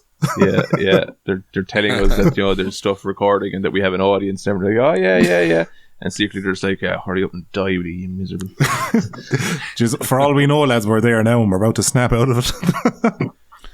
But it does make sense though. PJ, your response there, when you say, and I know you're kind of half joking, half being serious, that just means things are going to get worse in the future. I wouldn't deny things are going to get worse in the future. The slow, degradation of time gets everybody ultimately. But time erodes us all. I'm just saying that I would actually dare say that there's potentially an inconsistency there, because you, if I'm not mistaken, do look back on times in the past with rose-tinted glasses. Is that fair to say? Yep. So what that means is you would like to revisit those moments if you had a time machine because they were fun and enjoyable and so on and so forth. And the feeling might be best expressed as something like, that was better than what I'm experiencing now. Yep. But it is also a fact that you're going to feel that feeling 30 years from now about this moment. But you're already in this moment right now. So why not just appreciate it now rather than trying to appreciate it 30 years from now when you're not going to have the time machine to come back to it? And if your answer is, but things are still shit now, well, then you have to also equally acknowledge that things were bad in the moment you're looking back at with rose-tinted glasses right now. Do you see what I'm saying? To be consistent, the only correct answer here to be consistent, it seems to my mind, unless I've missed something, and that's entirely possible because I'm thinking live here, but to be consistent, it seems like you have to say, actually, this moment right now is pretty damn good. Yeah. It's something I find very scary, is the inability, back then, there are moments in time that I look back on with rose-tinted glasses. It's something that I find to be very disturbing in a sense, because, I look back at certain points, certain pockets of time, very fondly, but yet at the time I didn't possess the ability to, like, you know, be in that moment to the fullest extent. I was probably dreaming of a future where things would be better, only now to end up in that future where I perceive things as not being as good, and looking backwards going, oh, I wish I was back there. Yeah, I was going to say there's another way of looking at it, that maybe things have just steadily gotten worse and you're retroactively going, that wasn't good at the time, but it's good by comparison now. You know, Yeah. and if things are just going to steadily get worse, then every moment you're in is still bad, but it's just not going to be as bad as the next one. I would say for most of us that's objectively false. I think there are things that have definitely gotten better, and then there's also things that have gotten worse, right? So I just think it's a hodgepodge of different ideas. So you are you have more financial independence now than what you did when you were younger. So that's a positive thing, right? At least most people would agree it's a positive thing. But then maybe the downside is maybe you have more responsibility now, and that's a pain. But as I think is very fair to argue, responsibility can create great meaning in your life and give you a raison d'etre to keep going and get out of bed and so on. So even that could potentially be reframed as a positive. I do think it's possible, determinism or not, it's possible to have a mindset that can in fact appreciate the present moment. It's possible. And if you don't mind my saying so, I know that that's true because it's true for me. It's not always true for me, but it can be true of me on good days. And then I just have to contend when the bad days happen. And the point that you and I always discuss, PJ, there's no free will. When the bad day visits, I don't fight it or try to fight it anymore, because fighting it is just in vain. It's futile. When I have the bad day, when I wake up and the demon is there, I just say, oh, so you're along for the ride today. So, okay, fair enough. Well, let me know when you're fucking off. Yeah. You know, forgive me, I'm swearing now again. You'll have to bleep that. But you let me know when you're leaving. Close the door on your way out. Thanks very much. And then usually it buggers off after a few hours or a day or two or a week, depending on how long it stays. And then I go back to appreciating the present moment. And even in those lowest moments, I've noticed that it's possible to eke out moments of meaning and positivity. And I do think it's possible. Cognitive behavior therapy can be extremely helpful. I went for an MRI recently. I don't know if have either of you ever been for an MRI? No. This is where they put you into the Pringles tube, PJ, and Big, the loud, ceiling of the Pringles claustrophobic. tube is like it's an inch away from your nose. It's a very claustrophobic experience. I went for one of those. The reason I went for one, just in case anybody's wondering, nobody's wondering. They're like, hopefully he'll die soon with any bit of luck. No, but I've spoken about this in the channel in the past. I have a headache problem. It's persistent and debilitating. I get one really, really bad headache, at least one every week. And strangely enough, it usually happens on a Saturday, which I can't understand at all. And I've tried to figure out what the environmental cause might be, what the causal factor might be. I've changed my diet. I've tried going to sleep at different times, getting more sleep, less sleep. I've tried loads of different things and I can't bloody figure out what the cause is. Anyway, because of all of this, I went for an MRI. The reason I bring this up is that if you've ever had an MRI, and I'm speaking to the listener, and PJ, you seem to suggest that you had one as well, so you'll know all too well what I'm about to describe. It's an incredibly unpleasant experience. And I didn't expect this to be the case. This was my first MRI at the time of recording. I don't know when PJ will put this up, but at the time of recording, this was like maybe 2 weeks ago. And anyway, they put you into the Pringles tube, as I describe it. Now, I'm very broad from gym attendance, and so like I'm bigger in there than some other people might be.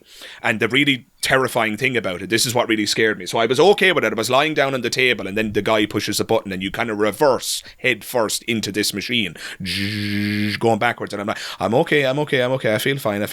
But then this really unpleasant thing happened. And I don't know if you guys will get this intuition, but I was laying my hands on my tummy. It's hard to describe this now without the aid of a camera, but I was laying my hands on my tummy, which means my elbows were slightly poking out on the right and the left. Are you with me so far? Yep.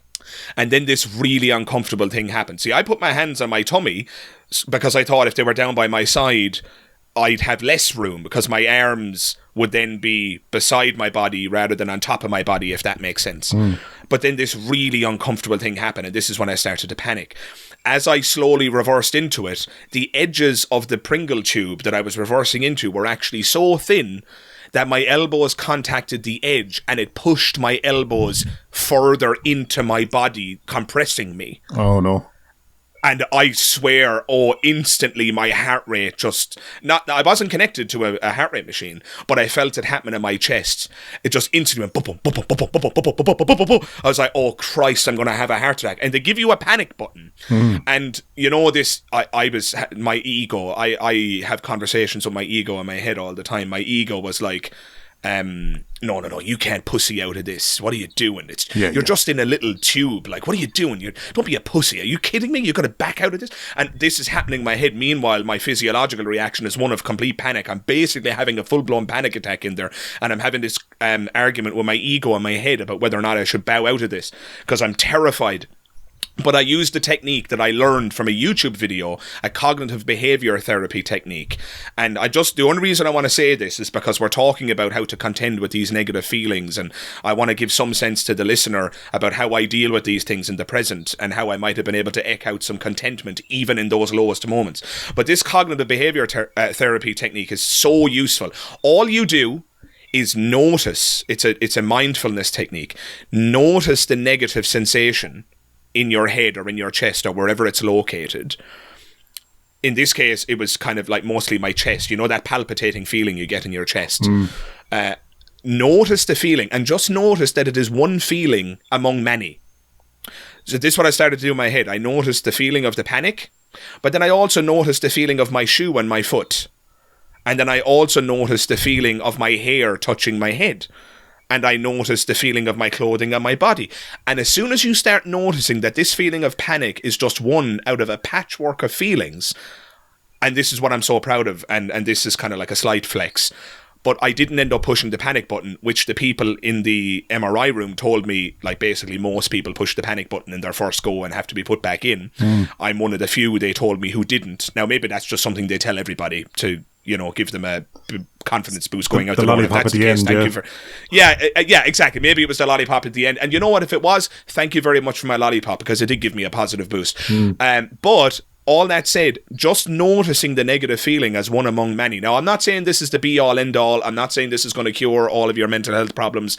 And I'm not a mental health professional. So if you're suffering with mental health, you should definitely go consult a professional and not listen to some nobody YouTuber, Magic Skeptic, who's telling you stuff. I'm just saying what works for me. This technique has worked for me multiple times in my life. I had a high tension conversation in work one day last year where my superior was, without going into too much detail, trying to reprimand me for something where I felt I was being wronged, and instantly my heart rate jumped up, anxiety kicked in, and that's usually when I would start tripping over my words and not articulating myself correctly and then losing the argument. So I'd use the exact same technique. I noticed the raise in heart rate, I noticed the panic, and then when you notice it, this beautiful thing happens. When you notice it as one feeling among many, the feeling subsides, in my experience. Now, maybe that won't happen for the listener. Maybe it wouldn't work for you, PJ, or you, Ducky.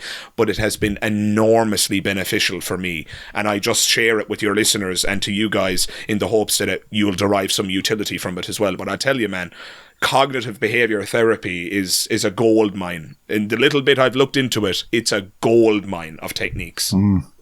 Yeah, they use that for like a wide range of stuff now as well. Like, don't they do? I think it's like autism, ADHD, and stuff like that. They have a load of, it's like a fairly broad spectrum of it that they can use to treat a lot of different conditions, especially stuff that may affect you mentally, like anxiety and panic attacks, stuff like that. One thing they do it for is if you get tinnitus, which is a condition. And I have some loved ones with tinnitus. Ringing in your ears. It is torture. It is a ringing in your ear that starts, and some people have it for the rest of their life. And that's it. And the only way to there's no cure.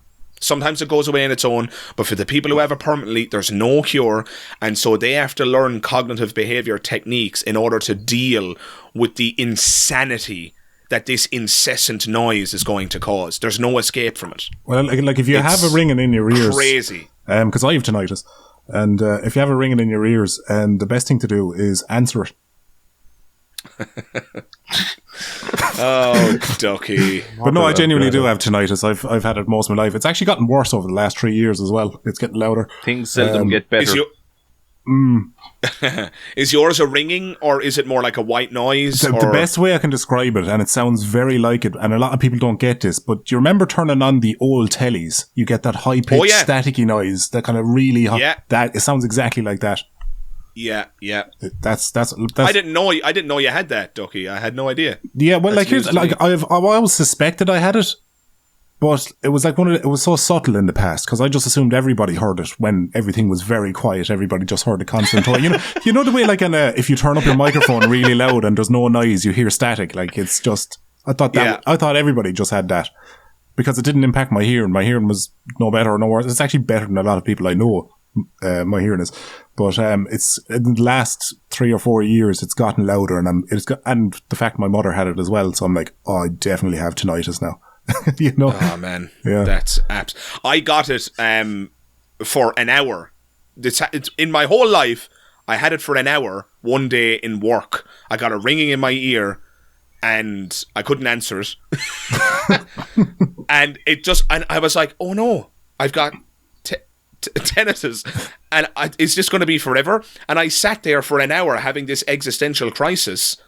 Because the way you've described it, Ducky, it sounds like this is something you had for like years and years and years and years, like from a young age, and so it was your norm. But for somebody who didn't have it, who enjoys silence in their eardrums, to suddenly having it, it's mental torture. And cognitive behavior therapy apparently is incredibly useful. Headphones apparently are very useful as well. You can potentially drown it out with music and films and things like that. Yeah, but that's the thing. If there's music, or if I'm watching something where there's like enough ambient noise around me, it doesn't go away, but you're not paying attention to it, so it might as well be gone. It's only when it's very silent. Like if I'm going to sleep or something like that, it can get quite loud if I focus on it and stuff.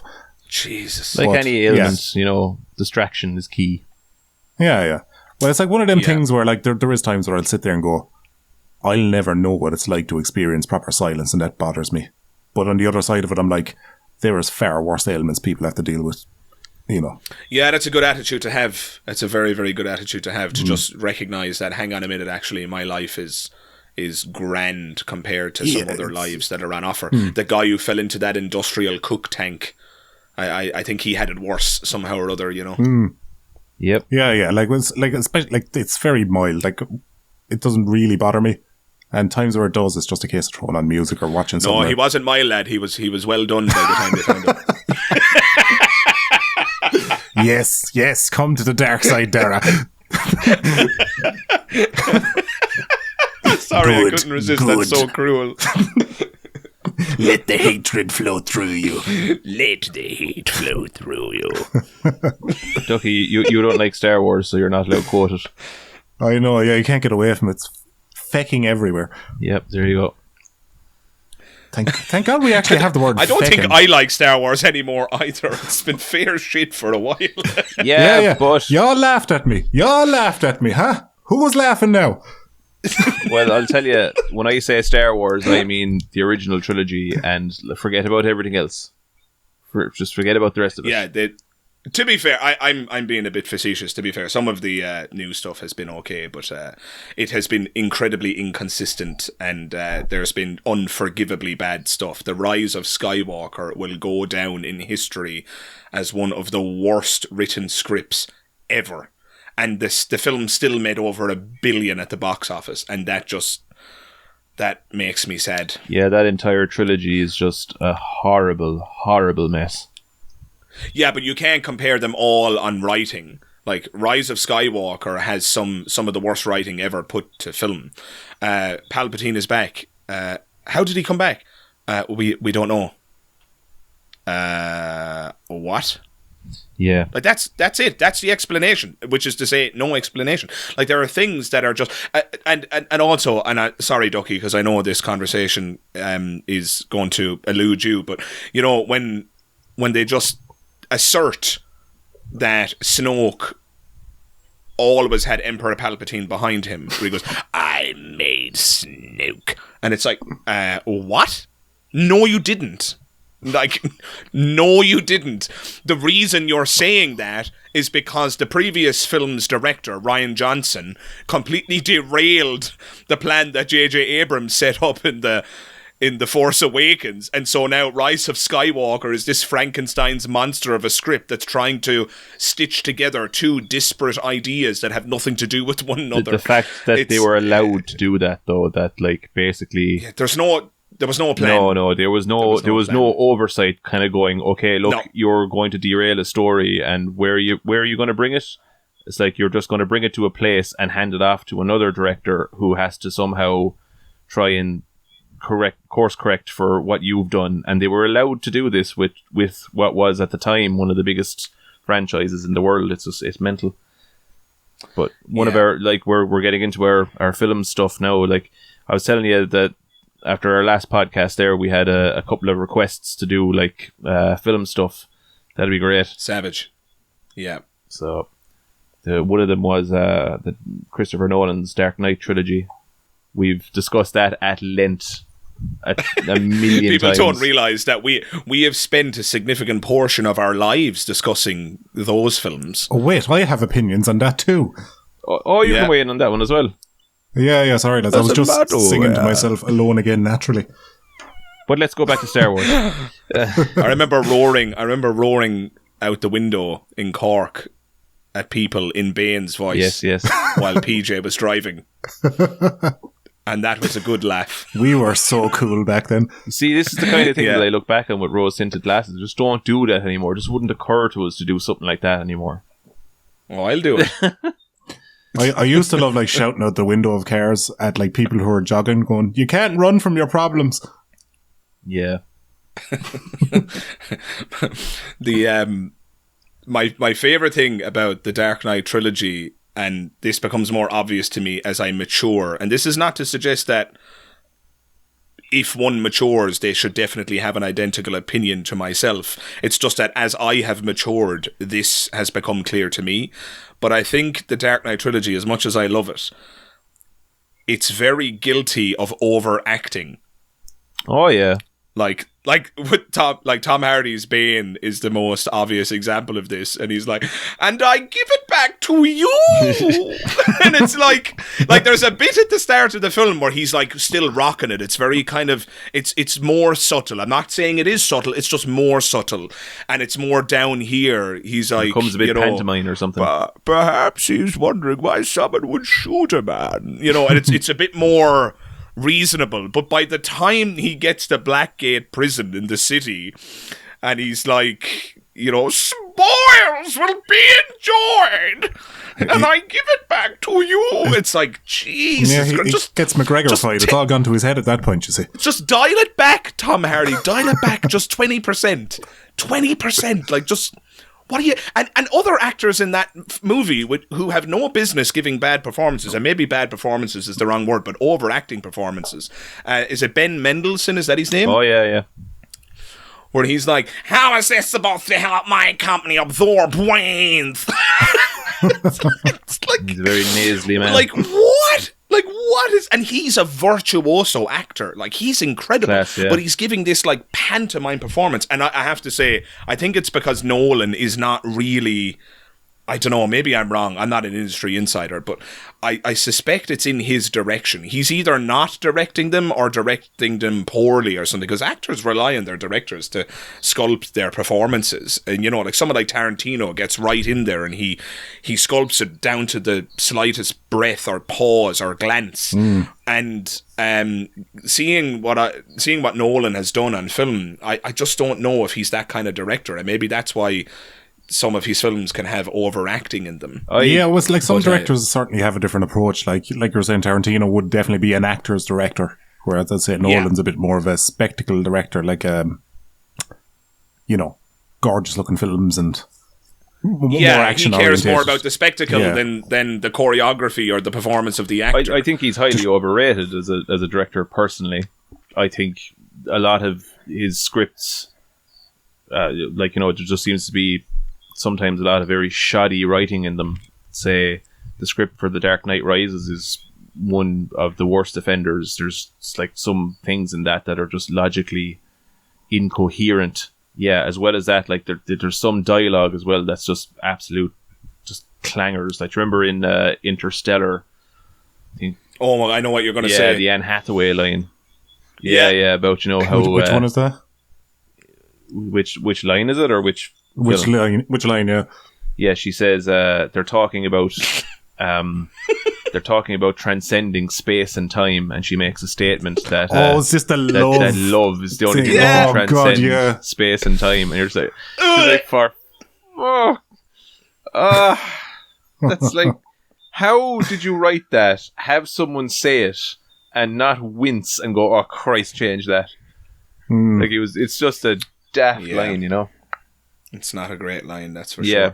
And then if you've seen Dunkirk, there's just no characters in that film. Yeah, and Dunkirk as well. Dunkirk was a bit of a mess. Yeah, Dunkirk, to me, I didn't ever get the sense that there was a war happening. Everything feels so fragmented.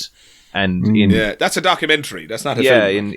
in isolation from everything else, that, like, it just didn't feel to me like there was a war going on. It was just like, okay, here's a little bit now with a few lads walking on a beach, and here's now a plane in the sky, and here's now a boat in the water. It just, nothing, there was no scale, there was no sense of, oh Christ, here's a massive conflict that's going on. It just seemed like all these little isolated tidbits. It feels like an assemblage of documentary footage that he added score to. Like, I can't remember much of that. And, like, I remember there was a bit with Cillian Murphy and loads of lads on a beach, and that's all my memory of that movie. Like, there was no plot at all. Harry Styles was in it as well, wasn't he? Was he? Maybe he was. I wouldn't have recognised him if I'd seen him. I'm sorry now, like, but once you cast these, you know, pop stars into movies, sorry, your credibility as a filmmaker is definitely harmed by that. Like, I remember when Ed Sheeran showed up in fucking Game of Thrones. Game of Thrones, yeah, I was just about to say that. It's like, for the love of Christ. It's not bad enough I have to listen to that no-talent asshat on the radio every 2 minutes of every day, but now I have to look at his fucking ginger mug. Oh, he's gonna play a song on his tiny guitar on Game of Thrones, isn't he? Yeah, of course he fucking is. Yeah, but I don't know, it depends. I wouldn't agree with the claim that, you know, definitely puts a director down or something. It depends on what they're using them for. Yeah, if Harry Styles had been cast as Jon Snow in Game of Thrones, that might have been a problem because he wasn't an established actor. If Ed Sheeran had been cast as Jon Snow, there would have been you know, it's like Ed Sheeran had a cameo, let's just be clear, he had a cameo in Game of Thrones as a little kind of lute, fiddle / guitar player, which is actually quite accurate to the historical time period that Game of Thrones is fictitiously depicting. You know, you'd have had your little musician there to soothe or serenade the soldiers. It's a medieval setting, yeah. Yeah, so, like, it works in situ, and Harry Styles, let's face it, in Dunkirk, he's not given much to do. He's literally the soldier who walks from point A to point B and so on. And so, like, I would say of all the problems I have with Dunkirk, it's not that Harry Styles is in it. It's that the movie has no characters. It's like, I've got nothing to, I'm supposed to just care for the sake of caring or something. I wouldn't make the claim that, you know, my problem with the film is that it's bad because Harry Styles is in it. I'm just saying I don't like seeing these arseholes pop up in films. I like to see actual proper actors in stuff, and just to, you know, just kind of a wink and a nod. Oh, look, everyone likes this guy, and here he is now. I go, fuck out of here. Do you know? Did Nolan do Tenet as well? He did. He did, yeah. Yeah, because I watched it there recently, and my takeaway from that is, the story that happens after that movie would have made a better movie. The music in that film is absolutely sensational, and I had a great soundtrack to it. I've listened to that soundtrack more than I've watched the film. I watched the film once, and I was like, But he does this thing, Nolan. He's known for doing it, where whatever way he mixes the sound, it's ridiculously hard to comprehend sometimes. Sometimes characters are talking, and you're just like, what the hell did they say? And once you have films that are based around, like, such complex ideas, like, you know, time travel and all that kind of stuff, like in Tenet, and they basically have their own logic that's unique to that movie and that universe, and you basically need to understand the parameters of how the ideas that are being put forth work, and you've lots of characters developed or delivering dialogue to explain this, but you can't make out what's being said. It's like, but you know what, the that's dialogue in Nolan's movies is just but that's not actually chronic. like just a Nolan thing. That's all modern movies are like that. And you notice this if you're ever it's watching. definitely a Nolan thing. Well, definitely it probably Nolan not maybe thing. exacerbated. It's a well by- established. It's well established in the industry that his sound mixing is poor. But we'd say, he's not the only one guilty of this. There's so many movies nowadays. If you just watch them on a regular TV or regular speakers, the music or the sound effects just overpower the voices. Something wicked. And I was looking this up recently, and the reason why is because they make movies, they sound mix movies for these surround sound cinemas.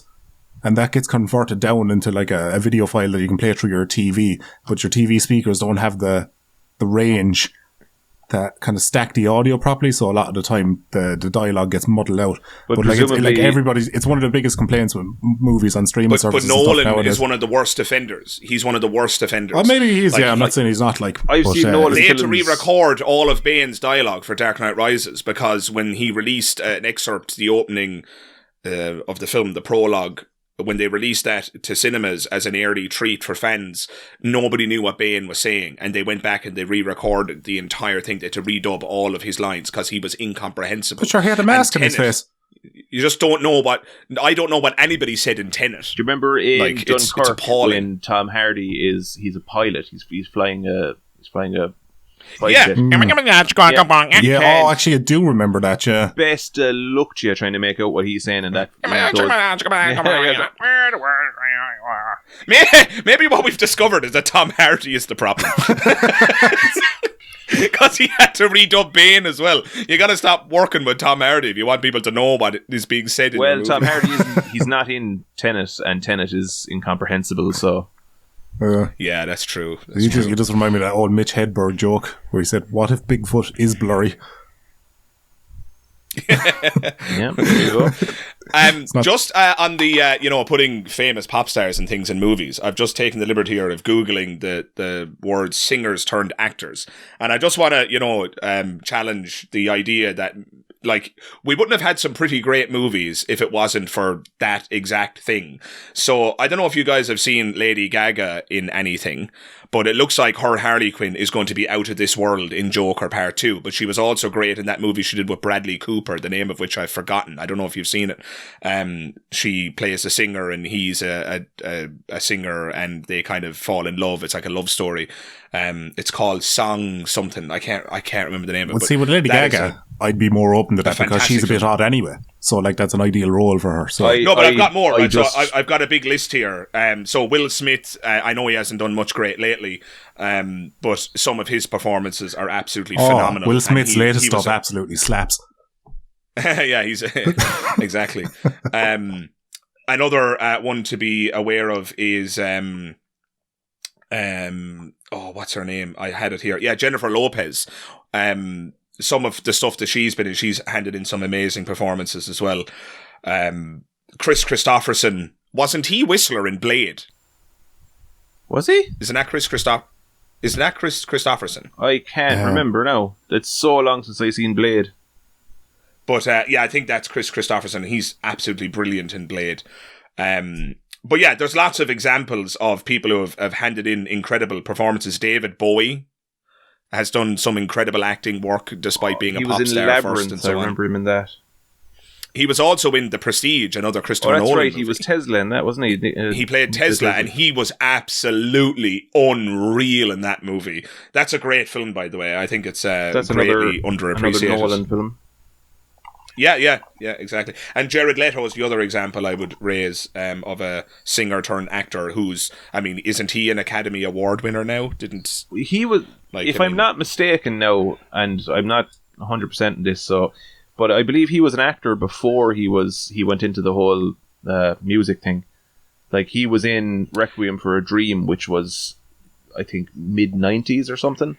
But then he got into the whole emo rock thing towards, into the noughties and the mid-noughties. So if you discovered that Harry Styles had done an obscure film before he became Harry Styles, would you then reverse your criticism of Harry Styles? I'm going to show my hand here, Dara. I just don't like Harry Styles. I don't want to be looking at his smug head. Well, I will say, you have to give it to me. I do have a way of getting to the foundation of whatever it is going on. Yeah. And I got a sense that you just didn't like Harry Styles, and I wanted to figure out what the story was. Like. It's bad enough that they have to, torture my ears, but I don't want them torturing my eyes either. I just think they're no talent asshats. I don't like anything that they make, and just get off my films, please. It's bad enough they've taken the fucking radio. Yeah. I will say Requiem for a Dream came out in October 27, 2000. Did you listen to the radio, you Stone Age man? I mean... Well, you walk into a shop nowadays, they have the radio on in the background, you can't get away from it. You walk into shops. Any advert that pops up, it's got the most popular song from the last 6 months playing in the background of it. You can't get away from this stuff. You walk into shops. Jesus. Well, usually I crawl. Keep them guessing, keep them guessing. I just get everything delivered to the door now. But, so... October 27, 2000 was Requiem from a Dream, and Chris Christopherson played Whistler in Blade. Yay! Unreal. He's excellent as Whistler, by the way. He was very Blade good. 1 and 2 are absolutely brilliant.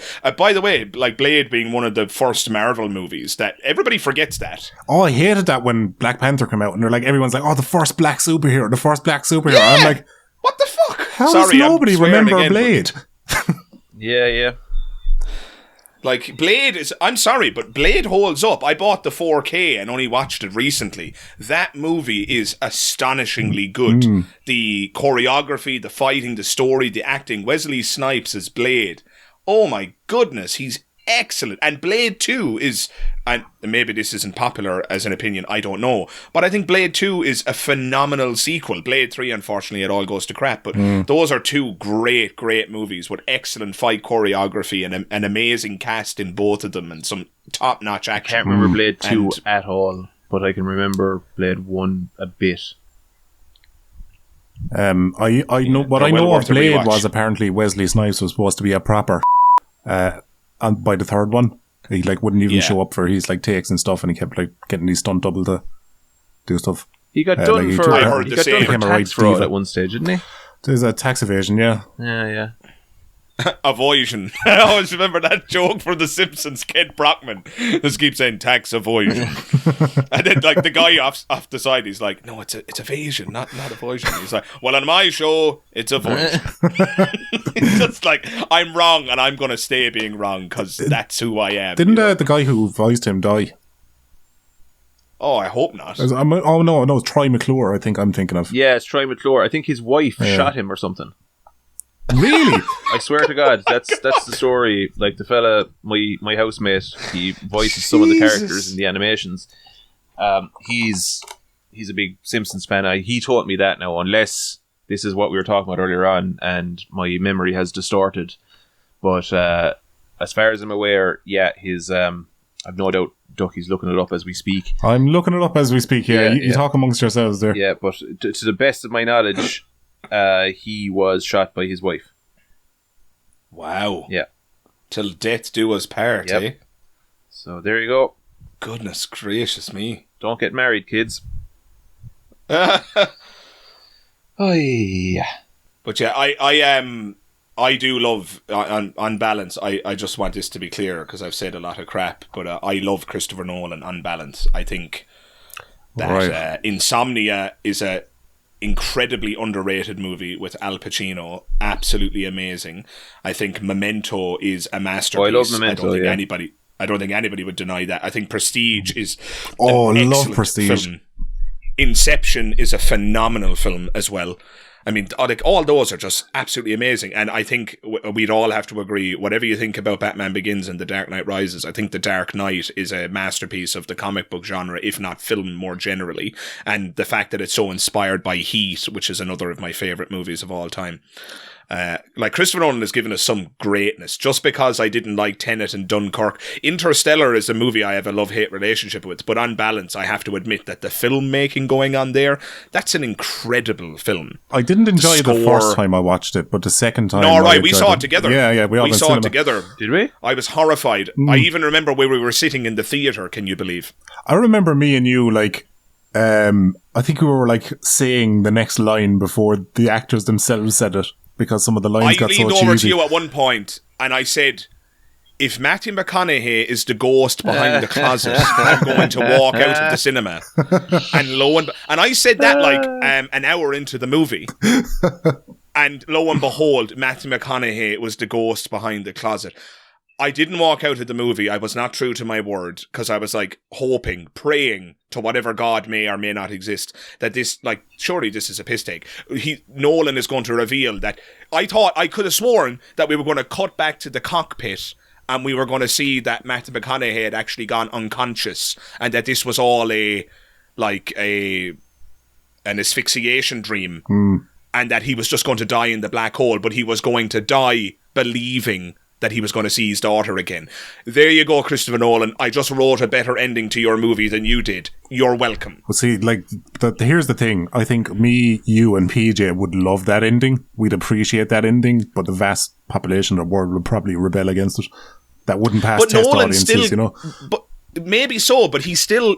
First of all, Nolan is not the guy who changes his ending for test audiences. Well, no, Memento is one of them.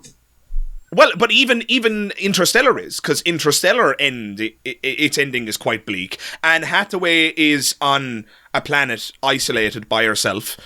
Other members of the crew die. Matthew McConaughey ends up meeting his daughter again on her deathbed, and divorced from her, and like he's now alone in the universe, as it were. Like, it's quite a bleak ending. Yeah, he's completely missed the lives of his kids. Yeah, that sequence in it, or that scene rather, where he gets the video of like his son showing him, you know, his grandson and stuff, and he's just bawling his eyes out. That's an incredible scene. That's an incredible scene. Some top-notch acting right there. Serious. Like.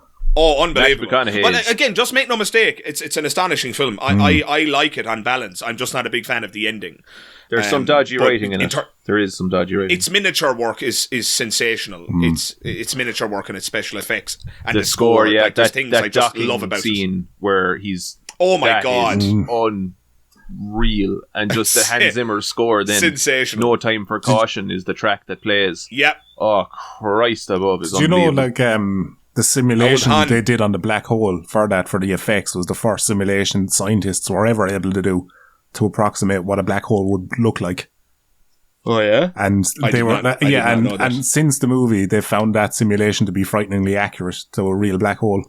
That doesn't surprise me at all. Yeah, I remember when the movie was first announced as being in pre-production, I was watching a movie news show, and they claimed at the time, and again, I can't stand over any of this information, so take it with a pinch of salt, but they claimed that Nolan, when he was writing the script, was in contact with people at NASA and astrophysicists and so on, so that he could get the science right. Yeah, there was a scientist that was actually working along with him. Yeah, that made sure his fiction stayed close, or his non-fiction stayed as close to fiction as it could.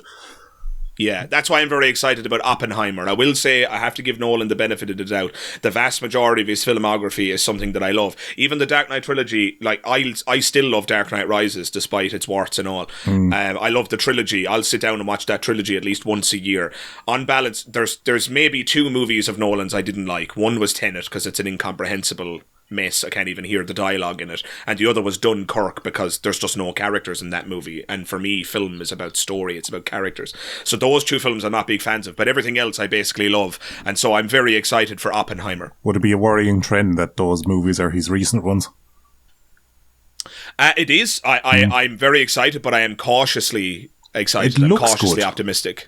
It does. And I know the story of it as well, and the story is quite good. Yeah, I'm very much looking forward to it, and they've cast an amazing actor in Cillian Murphy to play Oppenheimer. So yeah, the trailers look phenomenal, and I will go in and I will try and maybe fail, perhaps, there's no free will, remember, to leave my expectations at the door. but I'll definitely be watching it opening night. It's the kind of film that would suit him. Well, the idea of it, the script and that, it's the kind of film that would suit him, I think. Say, it's, you know, because it's based on actual history. It's a retelling of historical events.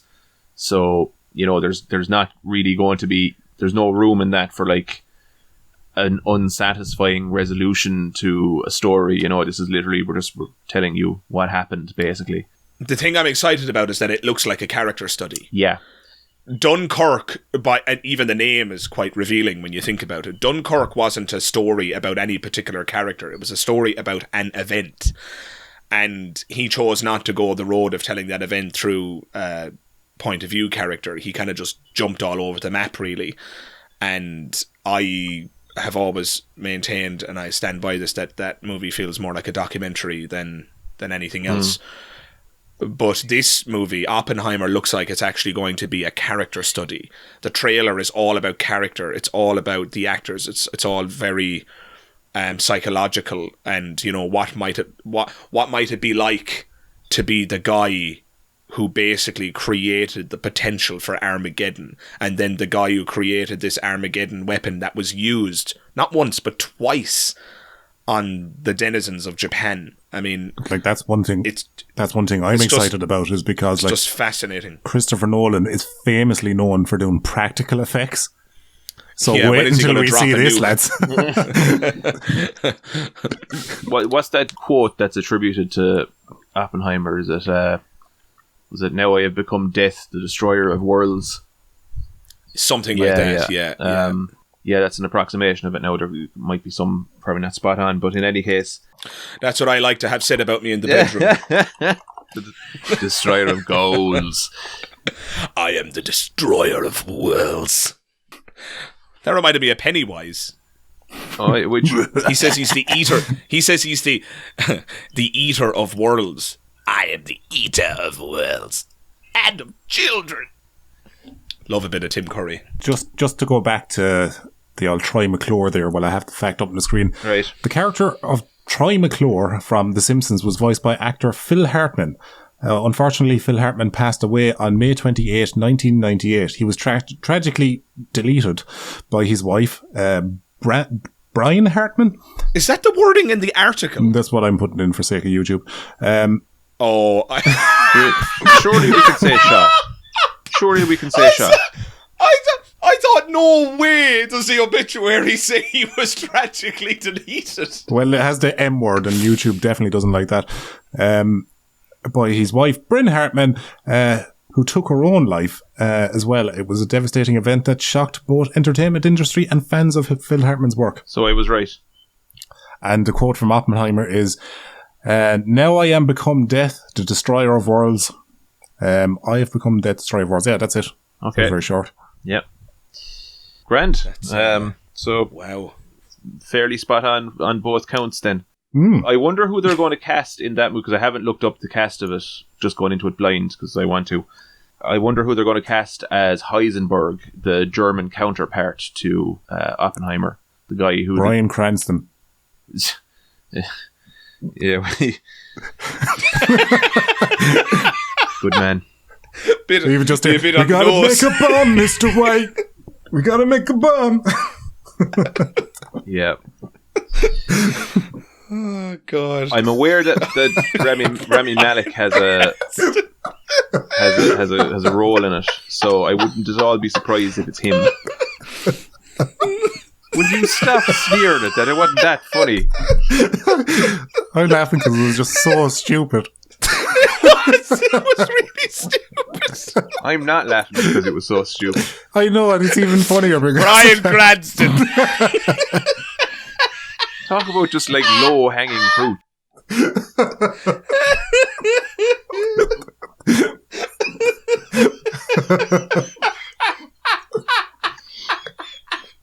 Right. Let me know when you're done. Jesse, pass me that plutonium. It's so stupid. Oh, goodness. I don't know why. I don't love either. when something is so funny, it annoys PJ because it's so stupid. I'm not even annoyed. I'm just like waiting for you to get it out of the system now, so we can carry on with this. Oh, I have a pain in my face. Oh, God. I don't see this as any different now to someone having a dose of the hiccups. Just get them out and we'll move on. You're saying that now, PJ, but wait until you see Oppenheimer. Where they go to cast his Heisenberg. Of course, Dougie. Of course. Bryan Cranston. It was in the delivery as well. It was just so ignorant. Well, he is, after all, an ignorant prick. Oh, God. My glasses are fogging up from laughing. Are you back wearing the glasses?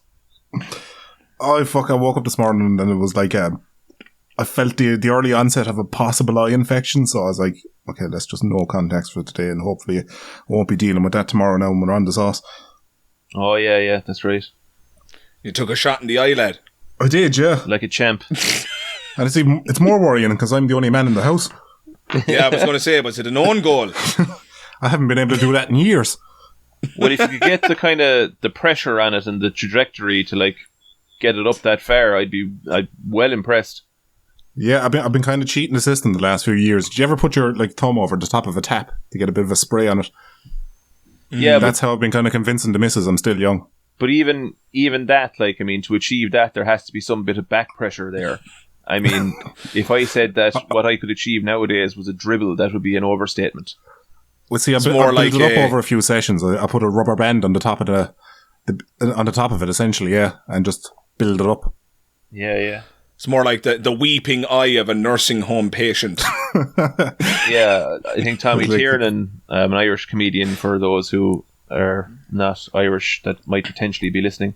There's a comedian called Tommy Tiernan, and he described an ejaculation that he had once in a joke as imagine a mouse weeping in the desert. The one I used recently was it's like trying to get the last few drops out of a bottle of liquid soap.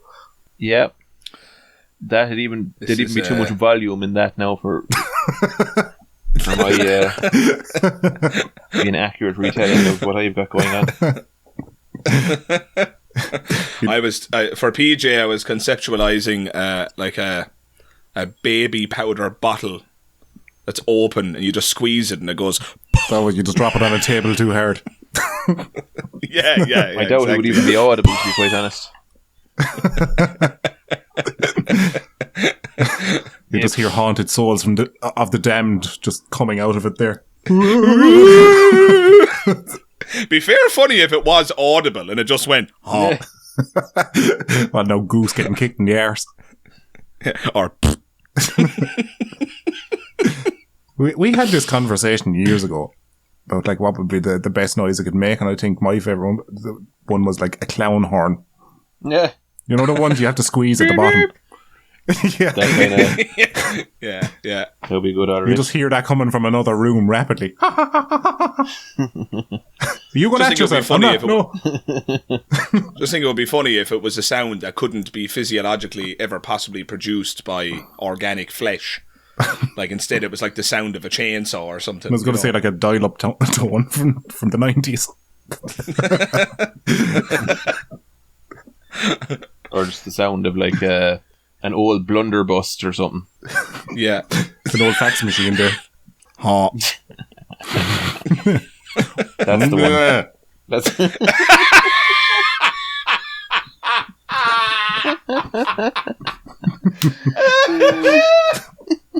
This is one of my favourite things ever. Now that is good. That is so authentic. I'll gladly laugh along with that. For the benefit of the listener, that is not a sound deck. That's actually Ducky, who has mastered the art of imitating a farm animal. Oh, it's so good. Oh God, now you're putting me on the spot.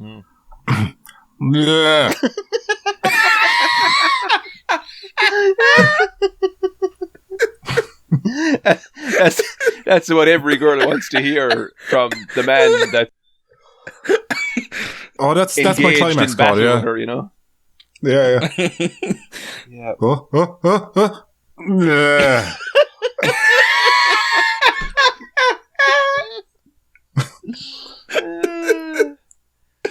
That's the sound Ducky makes when he's getting milked.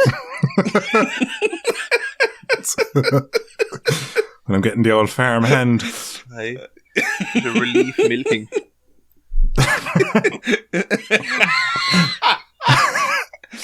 If only we were the ones that had wrote Mad Max, huh? Yeah. Mother of God. So I think that's probably as good a place to end it as any. Yeah. So I hope, dear listener, you have enjoyed our first on-air three-way. Well, actually, sorry, no, it's not our first. No, sure, we've done numerous on either of your, but first on my channel anyway. So yeah. I think we have a couple over on Skeptic's channel there, no? I think so. Yeah. Yeah. Sure, the links for all them will be below there. He just give PJ a job. Well, now I could just edit him out saying that. Since when is putting links in the description a job? That's the bare fucking minimum. I'm hearing a lot of silence here. Why is there silence? It's yeah, you were dry, Grant. Yeah, look, there'll be links in the fucking description. For Christ's sake. And he'll have a really good thumbnail as well. Come on, Dara. Yeah, really, really good thumbnail. And that pun you had in the title of it was brilliant. I don't have a title for it yet. Oh, he's shown it to me already. I don't have a title for it. It's an excellent thumbnail. He's shown it to me already. Leapt and hopped it took him a week to on draw so much topics. I don't know what I could call it. Lies. This was all scripted. He has the thumbnail created already. Fuck, I'm after losing me a bit. What page are we on? The last page. Well done. No. Oh, no, wait, no, I've done that bit. I love how that was like we're finished talking here now. We're on the last page. This is just dragging its arse at this stage now. I feel like a misbehaving boyfriend at like a wedding with the missus. Stop enjoying yourself. What, an absolute dose who won't shut up. What has you feeling like that? Right. I don't want it to end. Well, no, I try. Well, I doubt anyone's going to get through 2.5 hours of this. So any more is just completely taking the piss. So, but look, I think it was a solid first effort. Yeah, it was indeed. Right. Brian Cranston. So, in the highly unlikely event that you've made it this far, sound for sticking about. Subscribe there, because I'm told if I say that, you actually will do it. But in all likelihood, you won't, because it would be grudgement or something. I don't know. Look, yeah, we're done. Good luck. Good luck. Good luck.